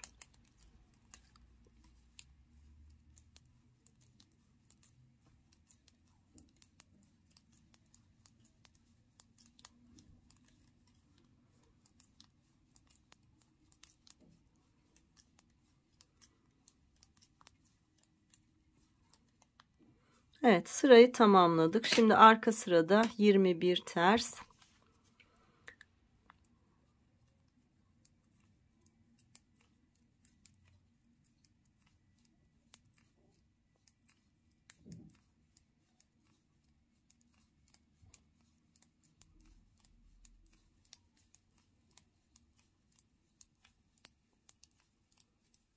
On sekiz, 19, 20, 21 tersten sonra 2 düz, ajur çalışmam, 2 ilmeği birlikte ters olarak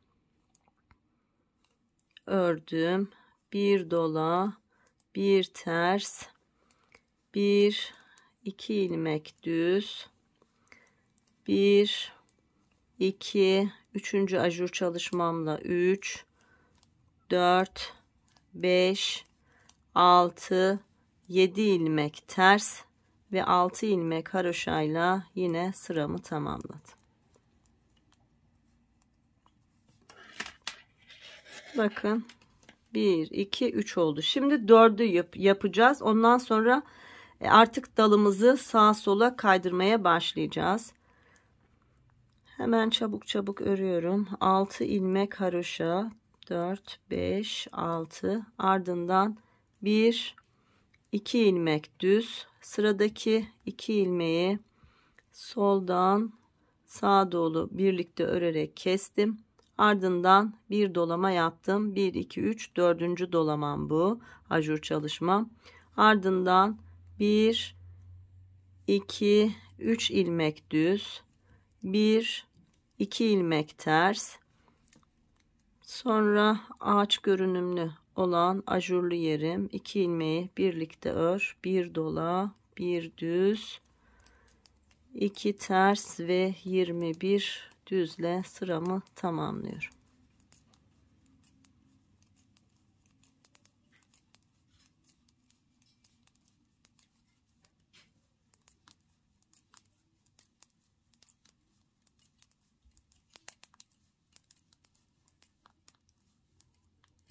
Evet, sıra bitti.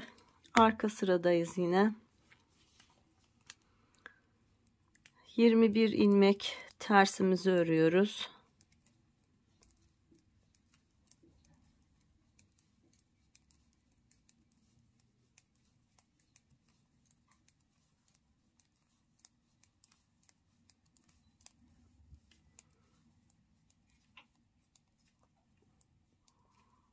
Bir tersim bitti. 2 düz. Ajur çalışmam için 2 ilmeği birlikte ters olarak ördüm. Bir dola, bir ters, 1, 2 ilmek düz, ardından 1, 2, 3, ajur çalışmamla 4, 5, 6, 7 ilmek ters, 6 ilmek haroşayla sıramı tamamladım. Evet. Şimdi düz olan görünüm bitti. Şimdi sağa ve sola doğru yatıracağız arkadaşlar. Ajur çalışmamız bu ilik kısmında olduğu için kesme çalışmamızı şu 21 ilmekten oluşan şu kısımda yapacağız ve sol tarafa doğru önce yatıracağız örgüyü. Hemen başlayalım. Bunu da bir kez göstereceğim. Artık göstermeme gerek yok. 1, 2, 3, 4, 5, 6 ilmek haroşa. Ardından 1, 2, 3. Daha burada kesme yapmıyoruz. Burada yapacağız. 4, 5, 6, 7 ilmek düz örüyorum. Bakın 2 ilmek ters olan örgünün oradayım. İkinci dörtlü ajura başlıyorum. Şişime ipimi doladım. Sıradaki 2 ilmeğimi ters ördüm. Ardından ajur çalışmamın 2 ilmeğini birlikte ördüm. Bir dola, bir düz, bir, 2 ilmek ters. Kurulumu yaptık. Şimdi artık burada kesme yapmadığımız için şurada kesimlere başlayacağız. Geliyorum. Sıradaki 2 ilmeğin yönünü değiştiriyorum ve ikisini birlikte sağdan sola doğru kesiyorum. 21 ilmek vardı. 1 ilmek eksildi ve 20 ilmekle beraber sıramı tamamlamış oluyorum.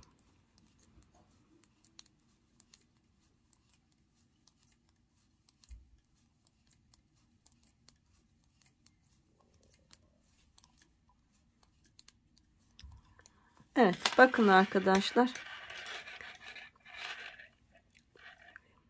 Dörtlü çalışma bitti ve ikinci dörtlü çalışmaya başladık.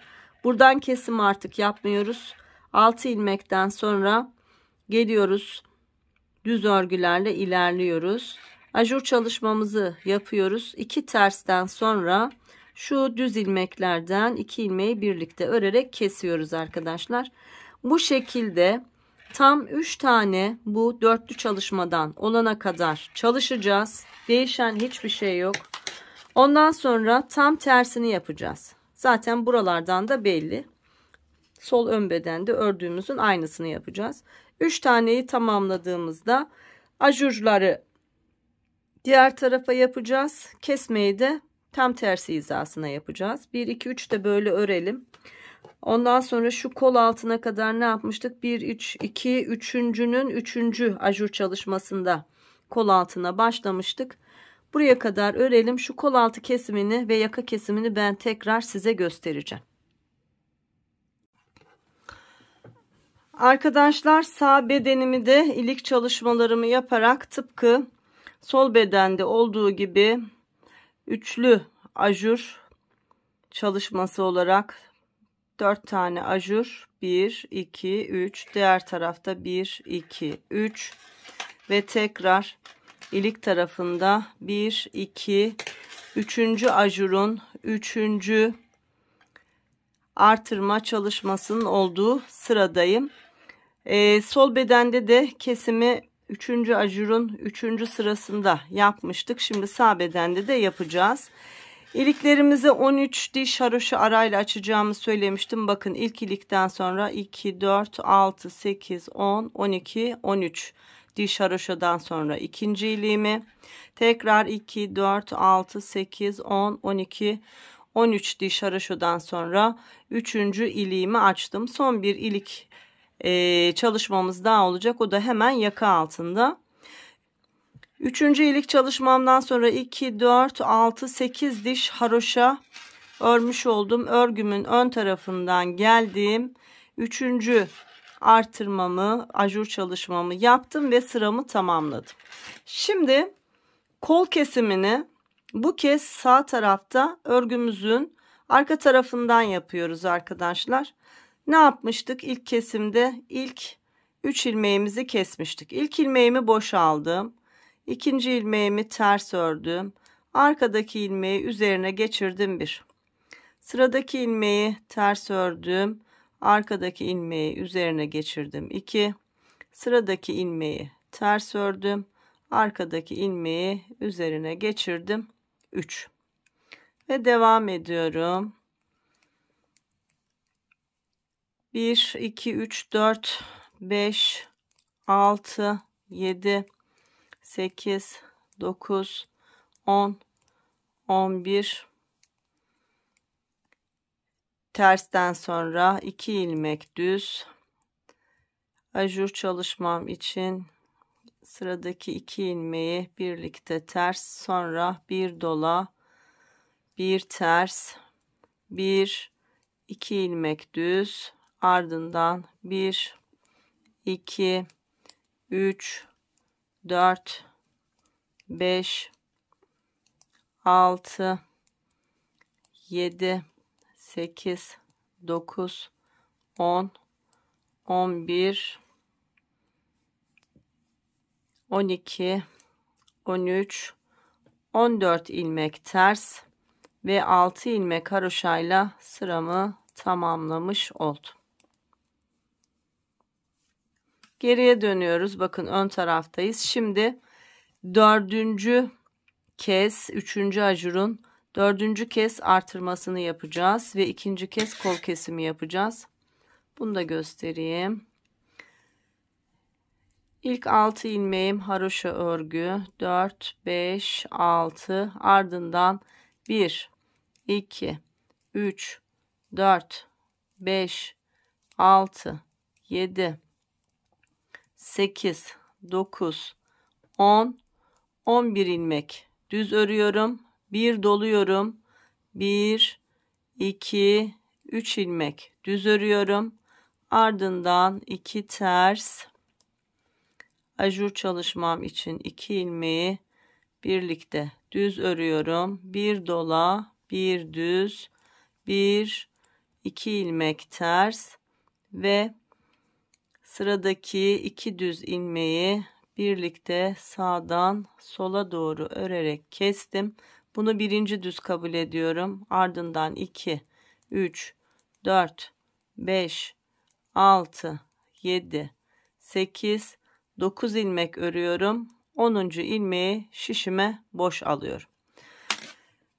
3 ilmek kesmiştik. Şimdi 2 ilmek keseceğiz. Sonra 1 1 1 olacak şekilde kesimlere devam edeceğiz. İlk ilmeği boşaldım. İkinci ilmeği de boşaldım. İlk ilmeği ikinci ilmeğin üzerinden geçirdim 1. Sıradaki ilmeği ters olarak ördüm. Arkadaki ilmeği üzerinden geçirdim 2. 2 ilmek daha kestik. Toplamda 5 ilmek oldu. Şimdi ters örgülerle 1 2 3 4 5 6 7 8 ilmek ters, 1 2 ilmek düz, ardından ajur çalışmam için 2 ilmeği birlikte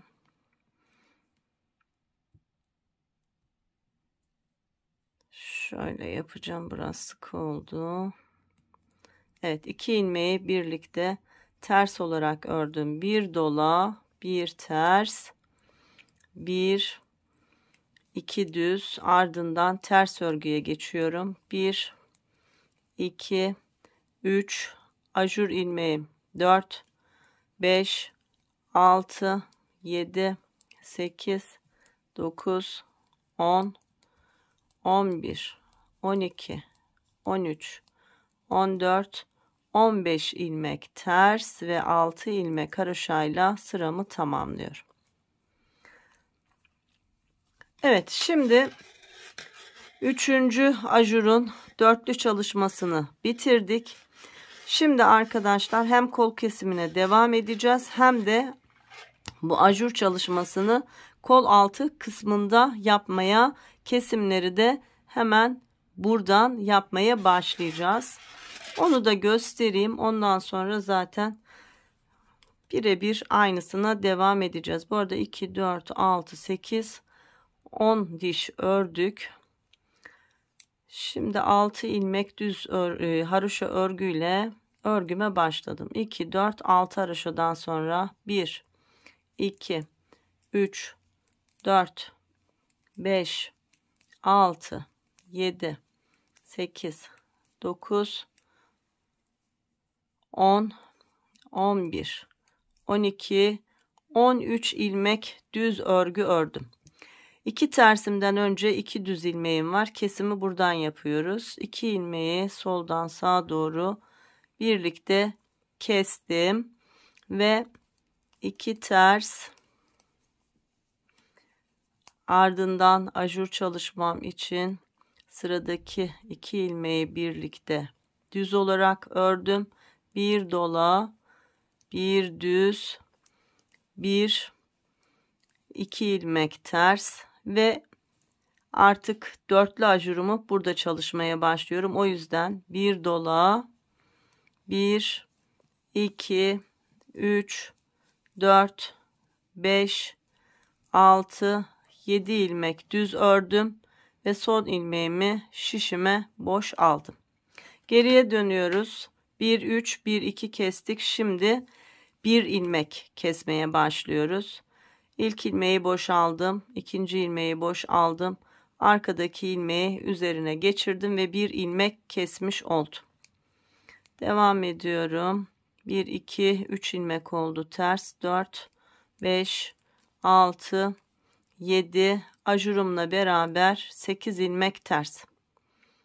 1, 2 ilmek düz ve sırada ajur için 2 ilmeğimi birlikte ördüm. Bir dola, bir ters, 1, 2 ilmek düz ve ardından ters örgülere başlıyorum. 1, 2, 3, 4, 5, 6, 7, 8, 9, 10, 11, 12, 13, 14 ilmek ters, 6 ilmek haroşayla sıramı tamamlıyorum. Evet, yeni kurulumu da yapmış olduk. Şimdi ne yapacağız arkadaşlar? 2, 4, 6, 8, 10, 11. 13'e tamamlayınca 4. ve son ilik çalışmamızı yapacağız. Kol altından 3, 2, 1 yani 6 ilmek kestik. 3 ilmek daha keseceğiz arkadaşlar. Ondan sonra da yaka kesimine başlayacağız. Şimdi ajur çalışmamız bu tarafta, kesme işlemimiz şu ilik kısmında olacak şekilde kol kesimlerimizi bitirelim. Son ilik çalışmamızı yapalım. Yakayı nasıl keseceğimi onu da yine başlangıç kısmını göstereceğim arkadaşlar.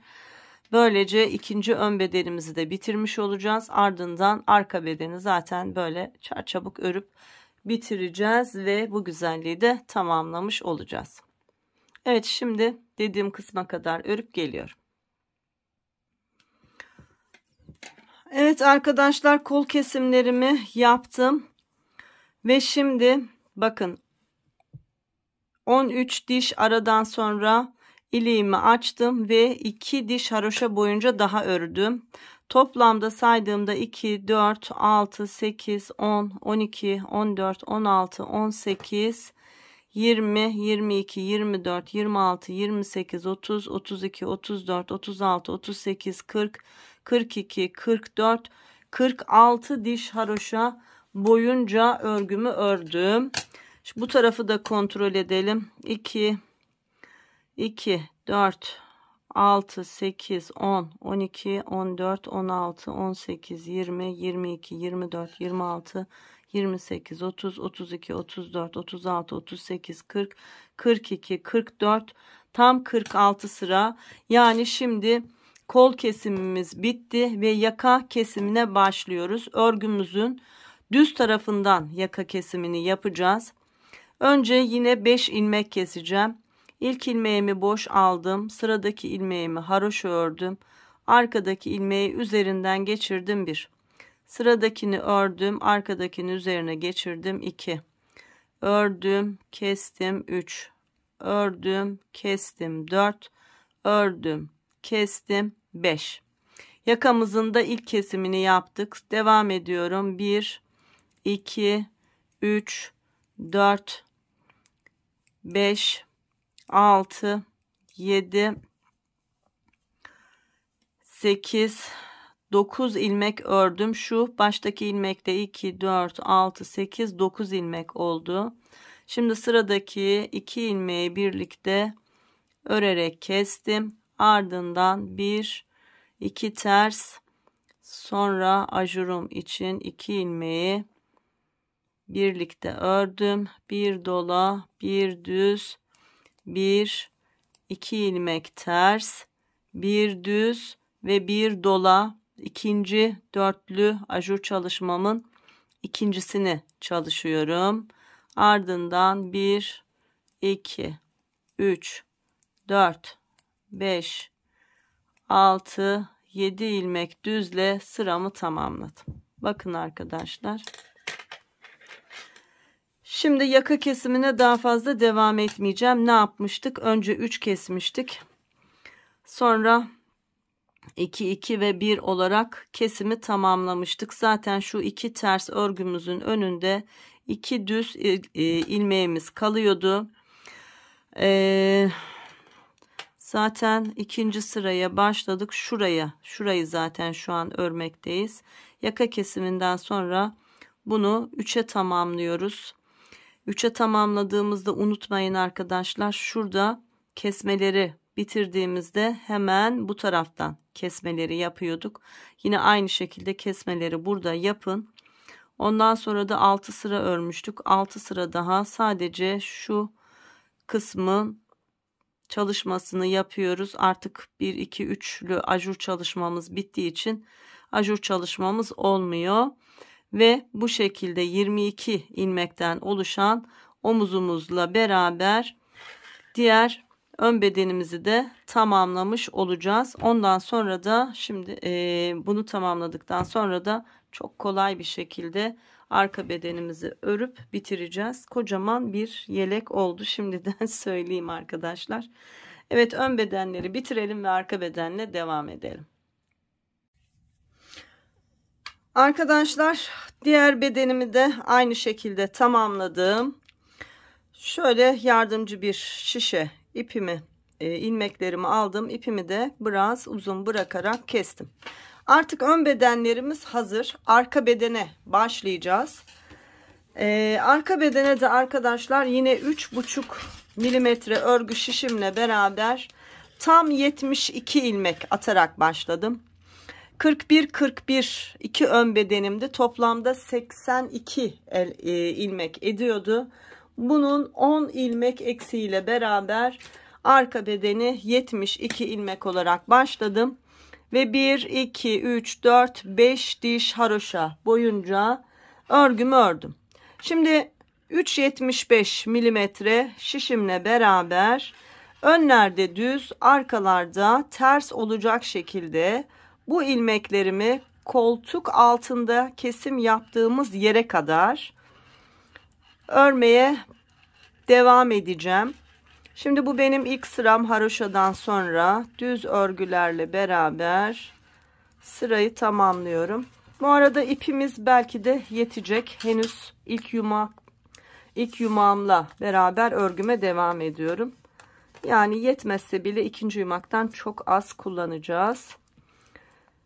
Evet, birinci sıramı örgümün düz tarafında düz örgülerle örüp sıramı tamamlayayım.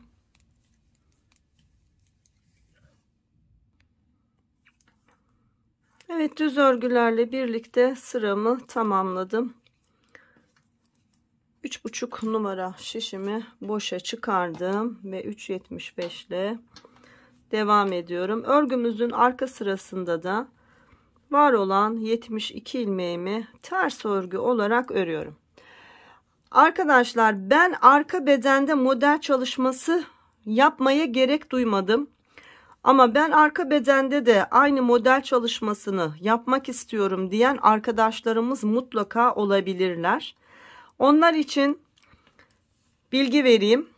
Biz arkası düz olarak öreceğiz. Düz örenler benim gibi örecek. Şimdi arkası desenli olarak örmek isteyen arkadaşlar, o zaman siz şöyle yapacaksınız. Bakın,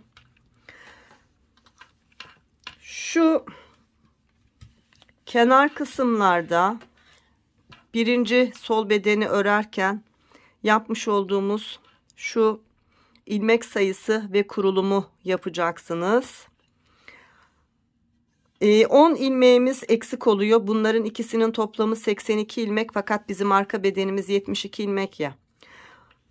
72 ilmek olacak şekilde Yine diğer taraftaki şuradaki mesafeyi, ilmek sayınızı 21 ilmekti arkadaşlar. Sağdan ve soldan 21 ilmek düz bırakacak şekilde 2 tane desen çalışmasını isterseniz yeleğinize yerleştirebilirsiniz. Birini sağa, birini sola doğru, tıpkı ön bedenleri şöyle yan yana getirdiğinizdeki şekilde arka bedeni de örebilirsiniz. Ben özellikle öyle örmüyorum çünkü hiç gerek yok diye düşünüyorum. Yani arkada da bu kadar modeli takip etmek bence gereksiz. Arka bedenin düz olması daha bence sade ve güzel olacak. Evet, eğer desenli örmek isterseniz model çalışmasıyla öyle öreceksiniz ama modelsiz örecekseniz de 72 ilmeğimizde 5 diş haroşa yaptıktan sonra var olan ilmekleri önlerde düz, arkalarda ters olarak öreceğiz ta ki kol altı kesimine kadar arkadaşlar. Evet, bu şekilde bir miktar örelim kol altı hizasına kadar. Kaç sıra ördüğümü kol altına gelince yine sizlerle paylaşacağım ve kol kesimlerini yine arka bedenle de birlikte yapacağız arkadaşlar.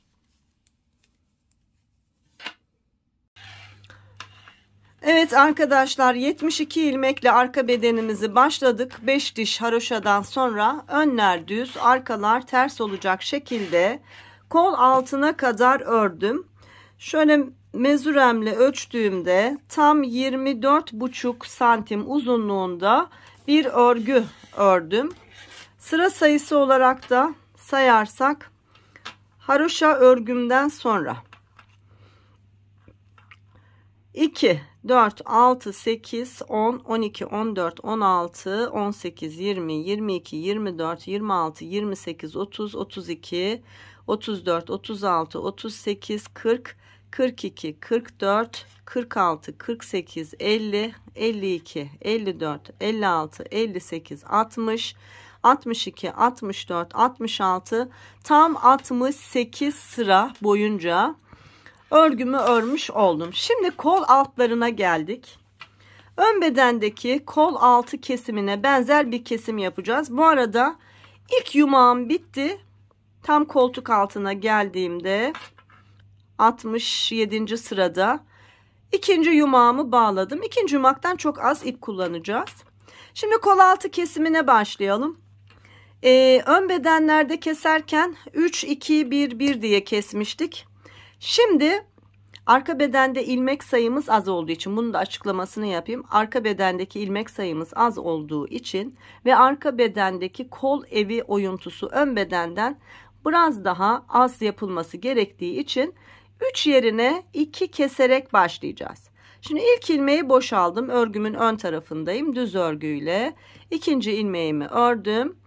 Arkadaki ilmeği üzerinden geçirdim 1. Sıradaki ilmeği düz olarak ördüm. Arkadaki ilmeği üzerinden geçirdim 2. 72 ilmeğim vardı. 2 ilmeğim eksildi ve 70 ilmeğim kaldı. Şimdi sıra sonunda bir ilmek kalana kadar öreceğim. Yine sıra sonundaki bir ilmeği tıpkı ön bedende kesimleri yaparken boş aldığımız gibi onu da boş alacağız. Böyle çok düzgün bir kol altı kesimi olabilmesi için. Evet, sıra sonuna kadar öreyim. Evet, sıra sonuna geldim. Son ilmeğimi örmeden şişime boş aldım. Şimdi dönüyorum. Örgümün arka tarafındayım. 2 ilmek de buradan keseceğiz. İlk ilmeği boş aldım. İkinci ilmeği boş aldım. Arkadaki ilmeği öndeki ilmeğin üzerine geçirdim 1. Sıradaki ilmeği ters ördüm. Yine arkadaki ilmeği üzerine geçirdim 2. 2 ilmek de buradan kestik ve bizim 68 ilmeğimiz kaldı. Şimdi sıra sonunda bir ilmeğim kalana kadar ilmeklerimi örüyorum.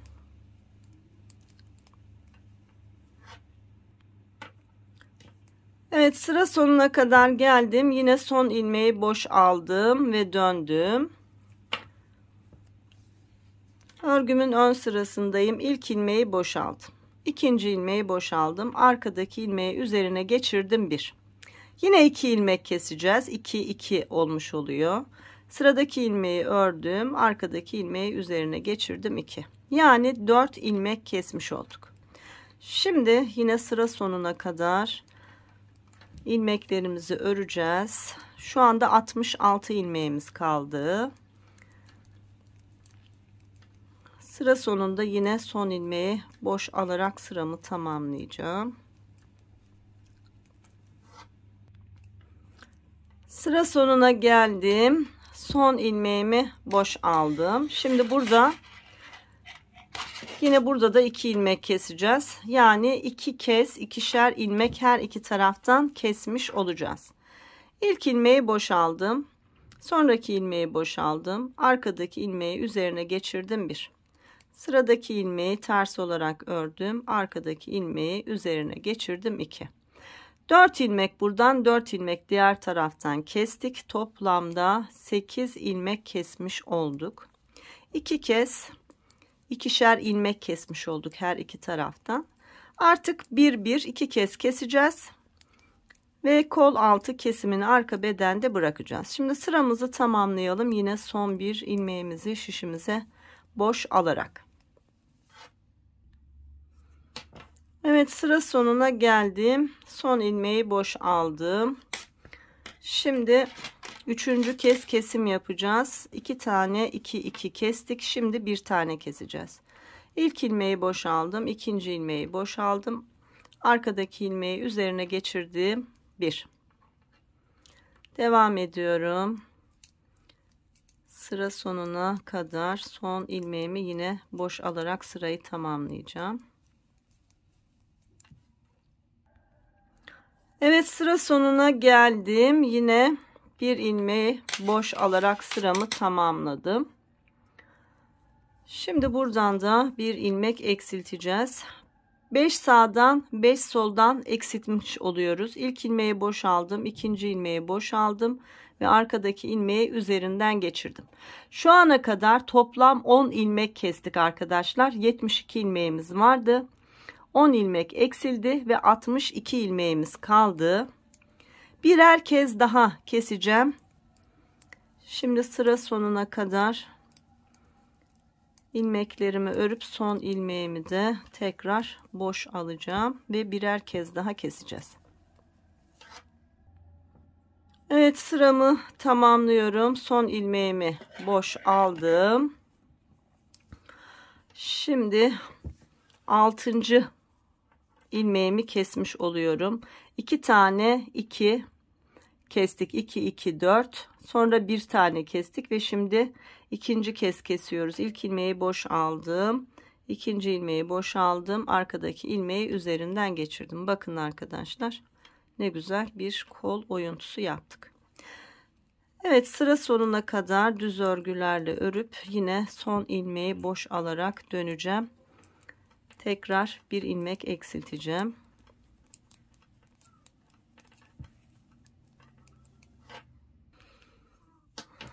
Sıra sonuna geldim. Son ilmeği yine boş aldım. Örgümü çevirdim. Şimdi 6. ilmeği buradan da kesiyorum. İlk ilmeği boş aldım. İkinci ilmeği boş aldım. Arkadaki ilmeği üzerinden geçirdim. Tam 12 ilmek kesmiş olduk. Sağdan 6, soldan 6. 72 ilmeğimiz vardı ve artık bizim şişimizde 60 ilmeğimiz var. Birer tane daha kesebiliriz istersek. Şimdi yaka hesabı yapacağım. Yakayla omuzların toplamına bakacağım arkadaşlar.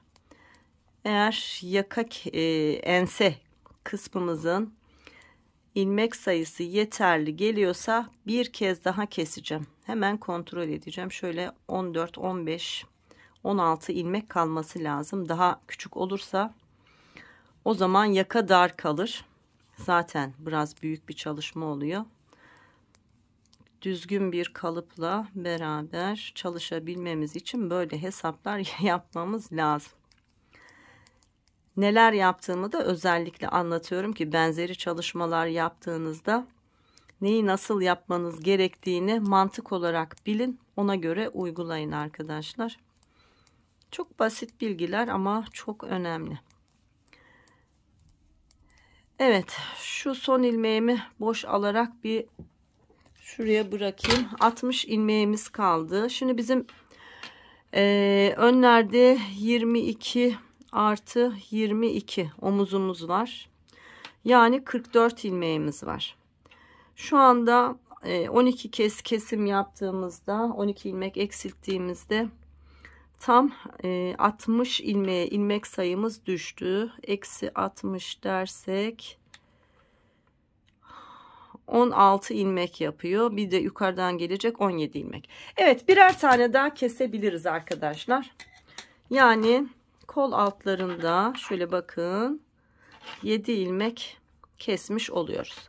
Zaten boş almıştım son ilmeği. Şimdi sıradaki ilmeği de boş aldım. Arkadakini öndekinin üzerine geçirdim. Sağ taraftaki kesmemi bitirdim artık. 7 ilmek eksildi. Şimdi son bir kesimi de diğer tarafta yapacağım. 58 ilmeğim kalacak. 58 ilmeğimle de beraber yaka çalışmam 14 ilmek olacak ense kısmımız. Bir de yukarıdan aşağıya ilmek indireceğiz. 15 ilmek yaka için, arka ense için oldukça yeterli. Evet, sıramı bir tamamlayayım. Evet, sıra sonuna geldim. Son ilmeği yine boş aldım. Arka sırada ilk ilmeği boş, ikinci ilmeği boş aldım. Arkadaki ilmeği üzerinden geçirdim. Şimdi arkadaşlar 58 ilmeğimizin kalmış olması lazım. Bakalım öyle mi? 2, 3, 4, 5, 6, 7. Ben hem örüp hem sayayım.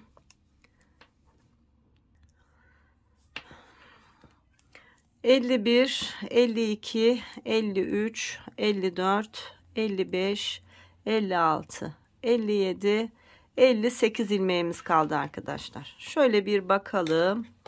Bakın, kol oyuntumuz oldukça güzel oldu. Her iki taraftan 7 ilmek kestik. Yani 7, 7, 14 ilmek kestik ve 58 ilmeğimiz kaldı. Şimdi ne yapacağız? 58 ilmeğimizle beraber şöyle yan yana getirelim. Buradaki kesimle buradaki kesime bakın. Evet. Şimdi arkadaşlar omuza kadar artık var olan 58 ilmeğimizi öreceğiz. Fakat omuza gelmeden şu ense kısmında 2-3 sıra pay bırakacağız ki çocuğumuzun ensesine şuradaki ense örgümüz dayanmasın. Bir miktar örelim. Yine ben kaç sıra ördüğümü sizlerle paylaşacağım. Ense kısmına kadar öreyim. Ondan sonra yine birlikte devam edelim. Evet arkadaşlar, kol kesimlerini bitirdikten sonra önlerde düz, arkalarda ters olarak örmeye devam ettim. Kesimden hemen sonra işaretleyicimi taktım.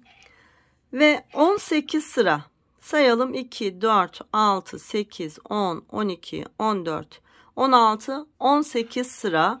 Şu ilk kesime başladığımız yerden saydığımda da tam 28 sıra. 2, 4, 6, 8, 10, 12, 14, 16, 18, 20, 22, 24, 26, 28 sıra örgümü ördüm. Şimdi arkadaşlar şu ense kısmımızı örmeden sadece omuzlarımızı örmemiz gerekiyor ki bu ense örgüsü çocuğun ensesine dayanmasın. Hafif böyle 5 sıra kadar daha az örgü örülecek. Buradaki hafif bir oyuntu olsun. Ne yapmıştık? Ön bedenleri örerken ön bedenlerin omuzlarında tam 22 ilmek bırakmıştık. Bakın 2, 4, 6, 8, 10, 12, 14, 16, 18, 20, 22. Şimdi arka bedenin omuzlarında da 22 ilmek omuz için öreceğiz. Ve ense kısmını keseceğiz. O yüzden biz şimdi 22 ilmek omuzumuz için örgümüzün düz tarafında ilmeklerimizi örmeye başlıyoruz. Sayalım. 2, 4, 6, 7, 8, 9, 10, 11, 12, 13, 14, 15, 16, 17, 18, 19, 20, 21 ve 22. Sağ omuzum için 22 ilmeğimi örüyorum ve geriye dönüyorum. Bu benim 29. sıram olmuş oldu. Şimdi geri dönüyorum ve ters örgülerle bu 22 ilmeği örüyorum. Bu da 30. sıram arkadaşlar. Toplamda 32 sıraya tamamlayacağız. Yani 2 sıra daha öreceğiz.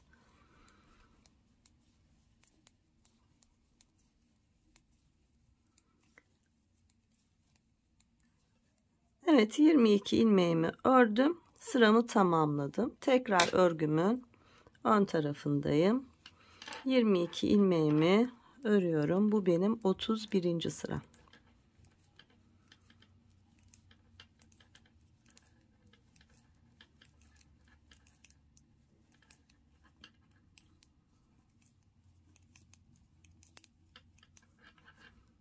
On dokuz, 20, 21, 22. Tekrar geriye dönüyorum. Ve ters ilmeklerle 22 ilmeğimi örüyorum ve 32 sıraya tamamlamış oluyorum.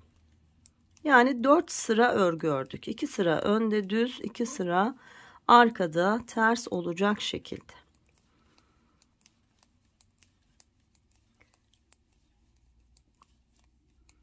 Evet, 32 sıraya tamamladık. Şimdi ön bedenle arka bedeni birleştireceğiz.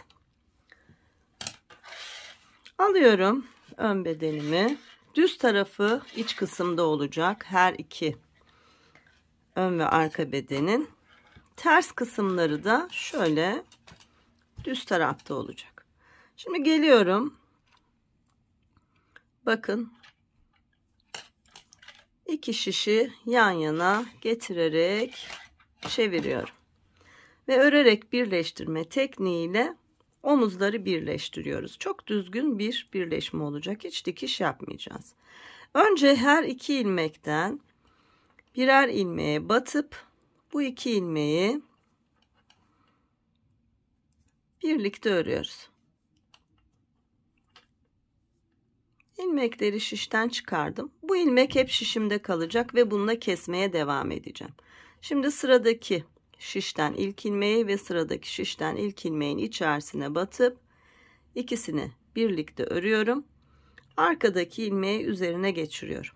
Kestik. Aynı şeyin devamı sıradaki ilmeklerin arasından batıp düz örgü olarak örüyorum. Arkadaki ilmeği üzerinden geçiriyorum. 22 ilmeğimi bu şekilde keserek omuzumu tamamlıyorum.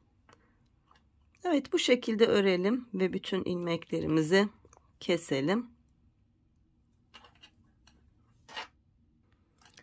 Evet, örerek kesme tekniğiyle son 2 ilmeğim kaldı. Bu son 2 ilmeği de birlikte keselim arkadaşlar. Yine aynı şekilde sıradaki 2 ilmeği düz ördüm. Arkadaki ilmeği üzerinden geçirdim. Ve son birer ilmeğim var. Aynı şeyi bunlara yaptım. Şu bitiş ipimdi. Onu şimdi sıkıştıracağım. 2 ilmeği birlikte ördüm. Arkadaki ilmeği üzerinden geçirdim. Şimdi arkadaşlar hiç ipimizi kesmeden şu enseye kadar ipimi yürüteceğim. İlmeğimi yürüteceğim. Bakın. Geliyorum. Şöyle ilmeğin arasından şöyle batarak kaydıracağım. Aldım tığıma, geldim, battım ve kaydırdım. Bir sonraki ilmeğin arasına battım ve kaydırdım. Bir sonraki ilmeğin arasına battım ve kaydırdım. Burada ipinizi sıkmayın. En son geliyorum. Şuraya batıyorum ve kaydırıyorum. Bunu da şişime alıyorum arkadaşlar. Bakın. Şimdi ense ilmeklerimizden keseceğiz. Diğer omuzumuz için 22 ilmek ayıracağız. Arada kalan ilmekleri keseceğiz. Sayalım: 2, 4, 6, 8, 10, 12, 14, 16, 18, 20, 22 ilmek ayırdık. Bakalım kaç ilmek keseceğiz? Yakınımızda ne kaldı? 2, 4, 6, 8, 10, 12, 14. Tam 15 ilmek keseceğiz arkadaşlar. Hemen başlayalım. Şu kaydırmış olduğum ilmeği sağ şişime aldım. Sıradaki ilmeği ördüm ve bu arkadaki ilmeği üzerinden geçirdim. 1. Sıradakini ördüm. Üzerinden geçirdim. 2. Ördüm, kestim. 3. Esnek bir kesim yapın arkadaşlar. Yaka dar olmasın. 4. 5. 6. 7. 8. 9. 10. 11. 12. 13. 14 ve 15. Şimdi bir sayalım. Bakalım 22 ilmeğimiz kaldı mı? 2, 4, 6, 8, 10, 12, 14, 16, 18, 20, 21 ve sağ şişimdeki ilmeğimle 22 ilmek kaldı. Şimdi burada da aynı şeyi yapacağız. Bu 22 ilmeğimizi 4 sıra öreceğiz. 32 sıraya tamamlayacağız ve diğer ön bedenle birleştirerek tamamlayacağız. Bu 29. sıram.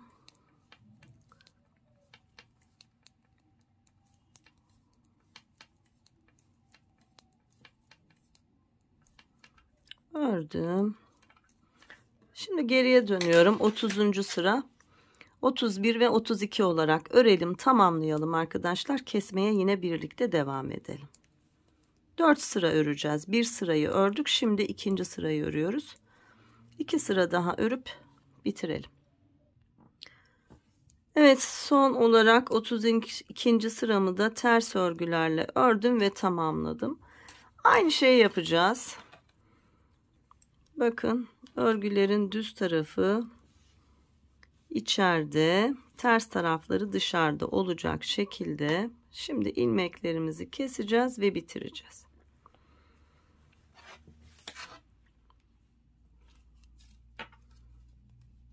İki şişi yan yana getirdim. Önce ilk ilmekleri şöyle birlikte ördüm ve şişten çıkarttım. Bunu da keseceğiz. Sonra her iki şişten birer ilmeğin arasına battım, düz ördüm ve arkadaki ilmeği üzerinden geçirdim. Sıradaki ilmekleri de aynı şekilde. Yine toplam 22 ilmeğimiz var. Bu şekilde örüp bitirelim arkadaşlar.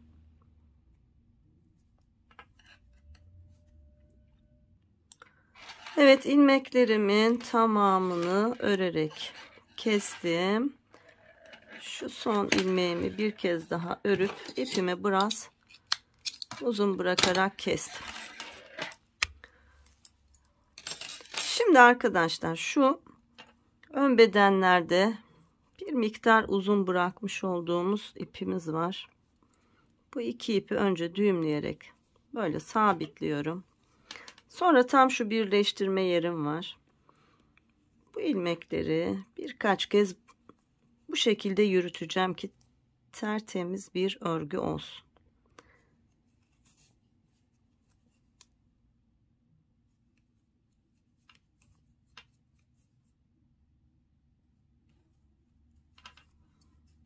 Evet, bitti.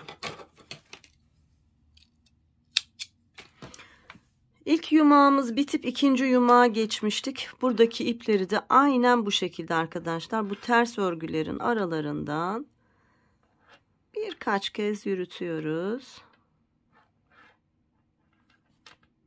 Birini bir tarafa, diğerini diğer tarafa yürütürseniz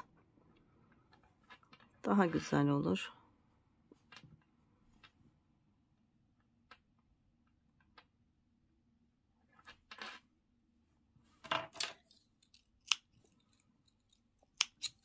Bakın ne kadar düzgün oldu.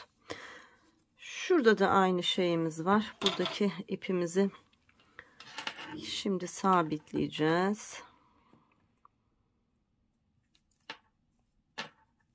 Önce düğümleyerek sabitledim. Şimdi birkaç kez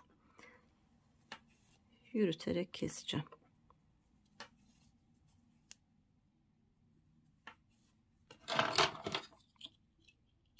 Evet. Omuzlarımız da birleşti arkadaşlar. Şimdi yan dikişlerimiz var. Bakın yakamız filan çok güzel oldu.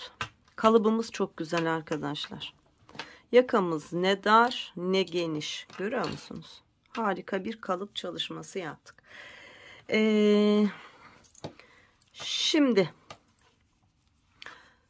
şu yan dikişlerimizi de göstereyim. Ondan sonra arkadaşlar yaka ve kol çalışmasında tığ işiyle beraber yelpaze çalışması yapacağız. Çok da güzel görünecek. Basit de bir çalışma. Çok daha da havalı gösterecek. Ve ben inci düğme kullandım. Bakın. İnci düğme kullandım. Son olarak bir de işlemelerimiz var. İşlemelerimizi yapınca zaten yeleğin bütün güzelliği ortaya çıkacak. Şimdi ipimizi iğnemize geçirelim ve dikişe başlayalım. Evet. İpimi iğneme geçirdim. Şimdi arkadaşlar önce karşılıklı şu ilk ilmeklerden iki örgüyü birleştiriyoruz. Bakın. Birleşti. Şimdi haroşa dişlerimizi şöyle karşılıklı hiza alarak bir sağdan ve bir soldan batarak dikiyoruz.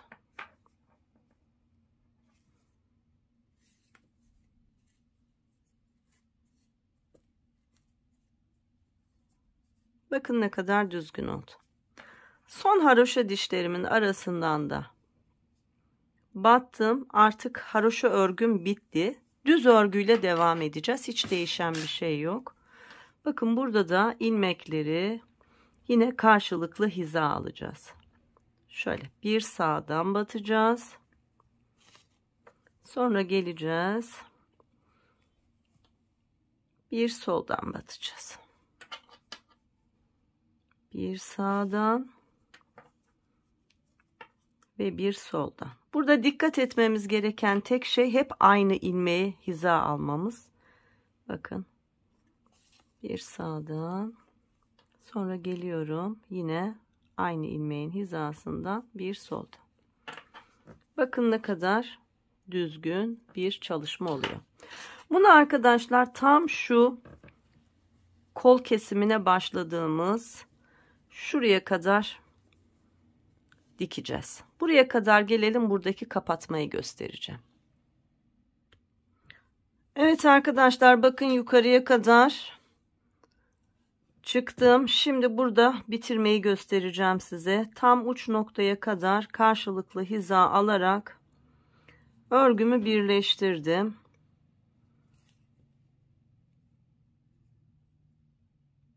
Tam bu kesim yaptığım yere kadar geldim. Şimdi iki ucu burada da birleştiriyorum. Bakın bu şekilde.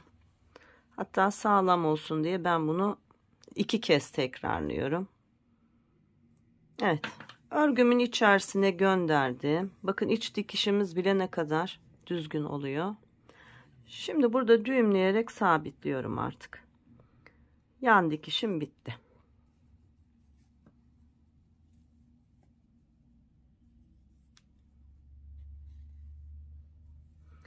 Ve örgümün içerisinden tam bu dikiş yaptığım yerden birkaç kez ipimi yürüterek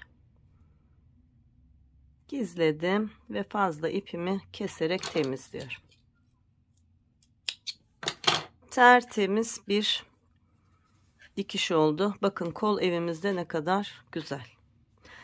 Evet, şimdi diğer tarafı da aynı şekilde dikelim arkadaşlar. Ondan sonra şu yaka ve koldaki çalışmayı tığla yapacağız. O çalışmayla devam edelim.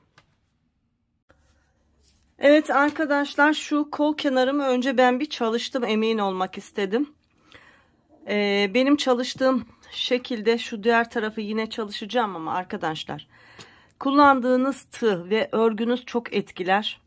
Burada önemli olan sadece şu kol evini bozmadan burada bir potluk ya da bir darlık, yani bir toplama yapmadan bu kol evini şu görmüş olduğunuz trabzanlarla, yelpaze trabzan çalışmasıyla örebilmek. Şimdi ben kol altıma 1 2 3 4 5 tam şu omuz hizamla beraber 6, tekrar arkaya 1 2 3 4 5, yani 5 önde 5 arkada 10, bir de tam omuz hizasında 11 tane beşli trabzan yelpaze çalışması yaparak çalıştım ve bitirdim.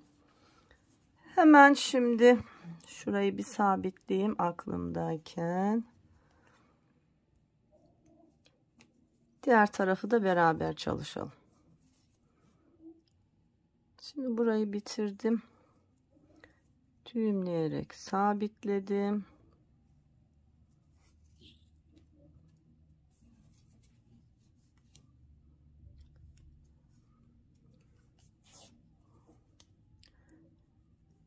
Örgümün içerisinden yürüterek fazla ipini kestim. Şimdi aynı çalışmayı diğer kol altında yapacağız. Hemen başlayalım.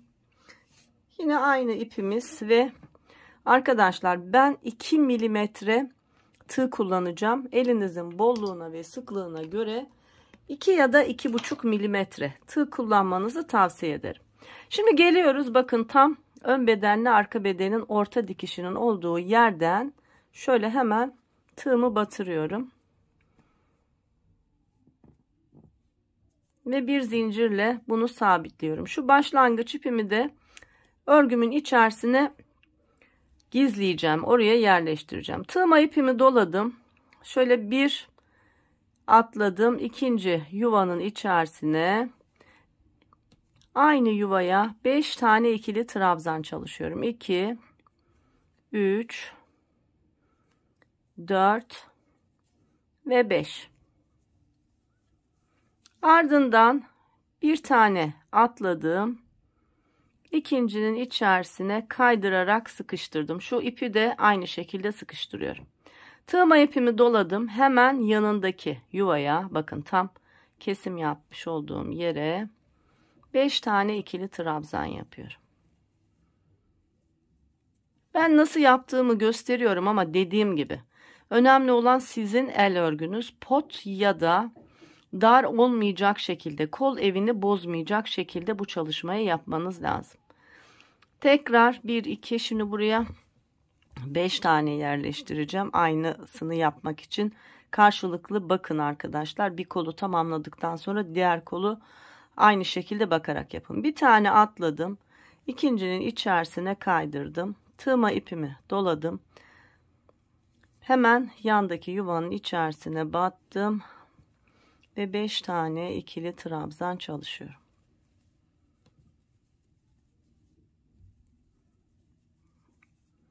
Bir tane atladım. İkincinin içerisine kaydırdım. Şimdiye kadar 1 2 3 çalıştık. 2 tane daha çalışmamız lazım. Yine hemen geliyorum.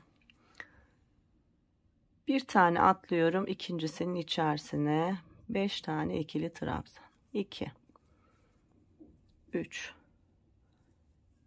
4 ve son kez aynı yuvaya 5. Bir atladım, ikincinin içerisine kaydırdım. Bakın 1 2 3 4. Şimdi bir tane daha yapacağız. Boşluğumuz olacak ve tam şuraya 6.'yı yapacağız. Bir tane atladım, ikincinin içerisine battım. 1 2 3 4 5 tane ikili trabzanımı çalıştım. Bir tane atladım, ikincinin içerisine kaydırdım Ve bir tane atladığımda ikinci yuvam tam bu omuz hizamda dikişimi yapmış olduğum yer oluyor. Altıncıyı buraya yapıyoruz arkadaşlar. 5 tane ikili trabzan. Şimdi sayalım. 1, 2, 3, 4, 5. Tam orta kısımdakiyle 6. Geliyorum. Bir tane atlıyorum. İkinciye kaydırıyorum. Tekrar tığma ipimi doladım. Bir tane atlıyorum. İkinci yuvanın içerisine 5 ikili trabzan. Aşağıya kadar da artık 5 tane yapacağız. Bunu birinci kabul ediyoruz. 1, 2, 3, 4 ve 5. Bir atladım. İkinciye sabitledim. Tığıma ipimi doladım. Hemen yanındakine. 5 tane ikili trabzan.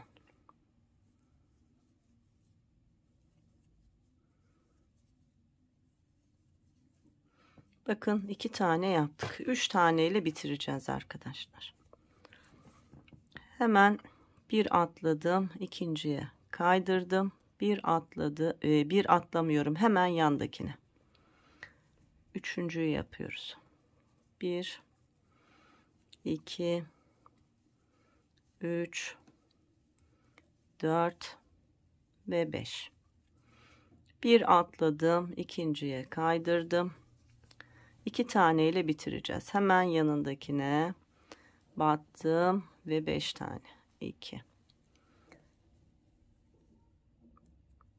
3, 4 ve 5. Bu dördüncü oldu. 1, 2, 3, 4. Bir tane daha yapacağız. Hemen yandakine battım, kaydırdım. Tığıma ipimi doladım. Bir atladım ikincisine. Sonuncu beşli yelpazemi çalışıyorum. Aynı yuvaya 5 tane ikili trabzan. 1, 2, 3, 4, 5. Şimdi geliyorum. Hemen şuraya, tam orta yere, dikişimin olduğu yere, şuraya batıp kaydırıyorum ve geliyorum başlangıçta ilk yuvanın tepesine batıp kaydırıyorum. Birleşti. Bir zincirle sabitledim ve bitirdim. Hemen bakalım.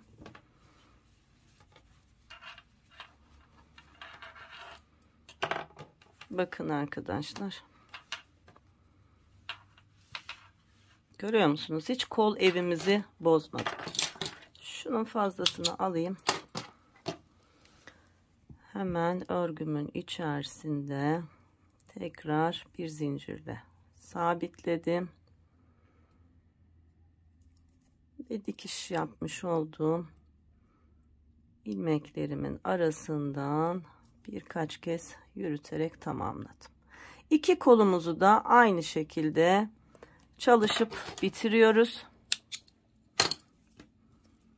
Sonra ön bedene başlıyoruz. Ön bedende de arkadaşlar, onu da hemen göstereyim. Aynı kol altında başladığımız şekilde hemen şu ilk haroşa dişimiz var ya, buradan batarak ipimizi önce sabitliyoruz. Sonra 1 2 haroşa, sonra batıyoruz, 5 tane çalışıyoruz. 2 haroşa atlıyoruz, hemen araya sabitliyoruz. 2 haroşa atlıyoruz, tekrar beşli trabzanımızı çalışıyoruz, yelpazemizi. Hep aralarda şöyle 2 haroşa dişi var. Bir araya batıyoruz, sabitliyoruz, 2 atlıyoruz, 5 tane ikili trabzan çalışıyoruz. Bu şekilde tam şu yaka kısmına kadar geliyoruz. 1, 2, 3, 4, 5, 6, 7, 8, 9, 10. Tam 11 tane çalıştım. Bakın ne toplama oldu ne bir potluk oldu. Çok düzgün oldu bu şekilde. Ama benim sayılarım sizi şaşırtmasın. Dediğim gibi el örgünüzle bu çok alakalı arkadaşlar. Ama ben nasıl çalıştığımı, kaç yelpaze yaptığımı özellikle gösteriyorum ki bu size örnek olsun. Sonra yakaya döndüm. Bakın aynı şekilde. Yine aynı aralıklarla yakayı toplamadan ya da herhangi bir potluk yapmadan. Bakın yaka genişliğimiz ne kadar güzel, hiç bozulmadı. Yakada da ne yaptım? 1, 2, 3, 4 tane omuz dikişine kadar. Bakın 1, 2, 3, 4. Dikişe kadar çalıştım. Ensede 1, 2, 3, 4, 5 tane çalıştım. Sonra döndüm. Yine 1, 2, 3, 4 tane ve devam ediyoruz.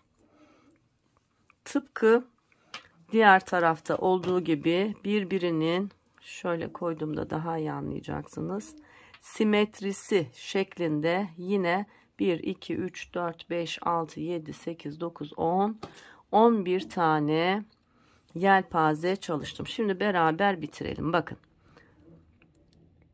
2 haroşa dişi öncesine battım ve 5 tane 1, 2, 3, 4, 5 tane ikili trabzanımı çalıştım ve geliyorum şu ilk başlangıç haroşamın arasına batıp kaydırıyorum. Bir zincirle sabitleyip ipimi biraz uzun kesiyorum.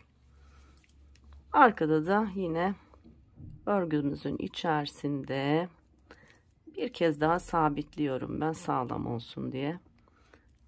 Ardından örgümün içerisinden birkaç kez yürüterek fazla ipimi kesiyorum.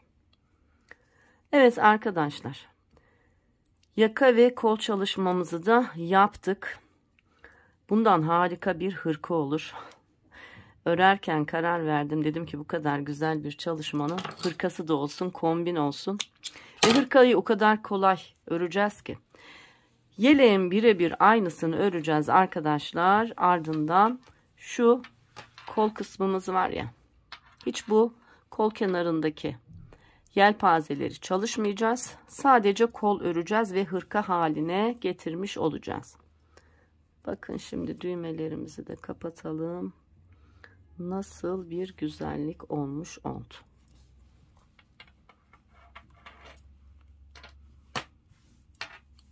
Bakın. Evet. Yeleğimizin şimdi işleme kısmı kaldı arkadaşlar. İşleme kısmını ikinci bir videoyla anlatacağım. Çünkü çok uzun bir çalışma olmuş oldu. Yeleklerinizi örün, bitirin. Sonra böyle keyifli rahat da işlemelerimizi yapalım. Daha sağlıklı olur, daha güzel olur. İşleme videosuyla devam edelim.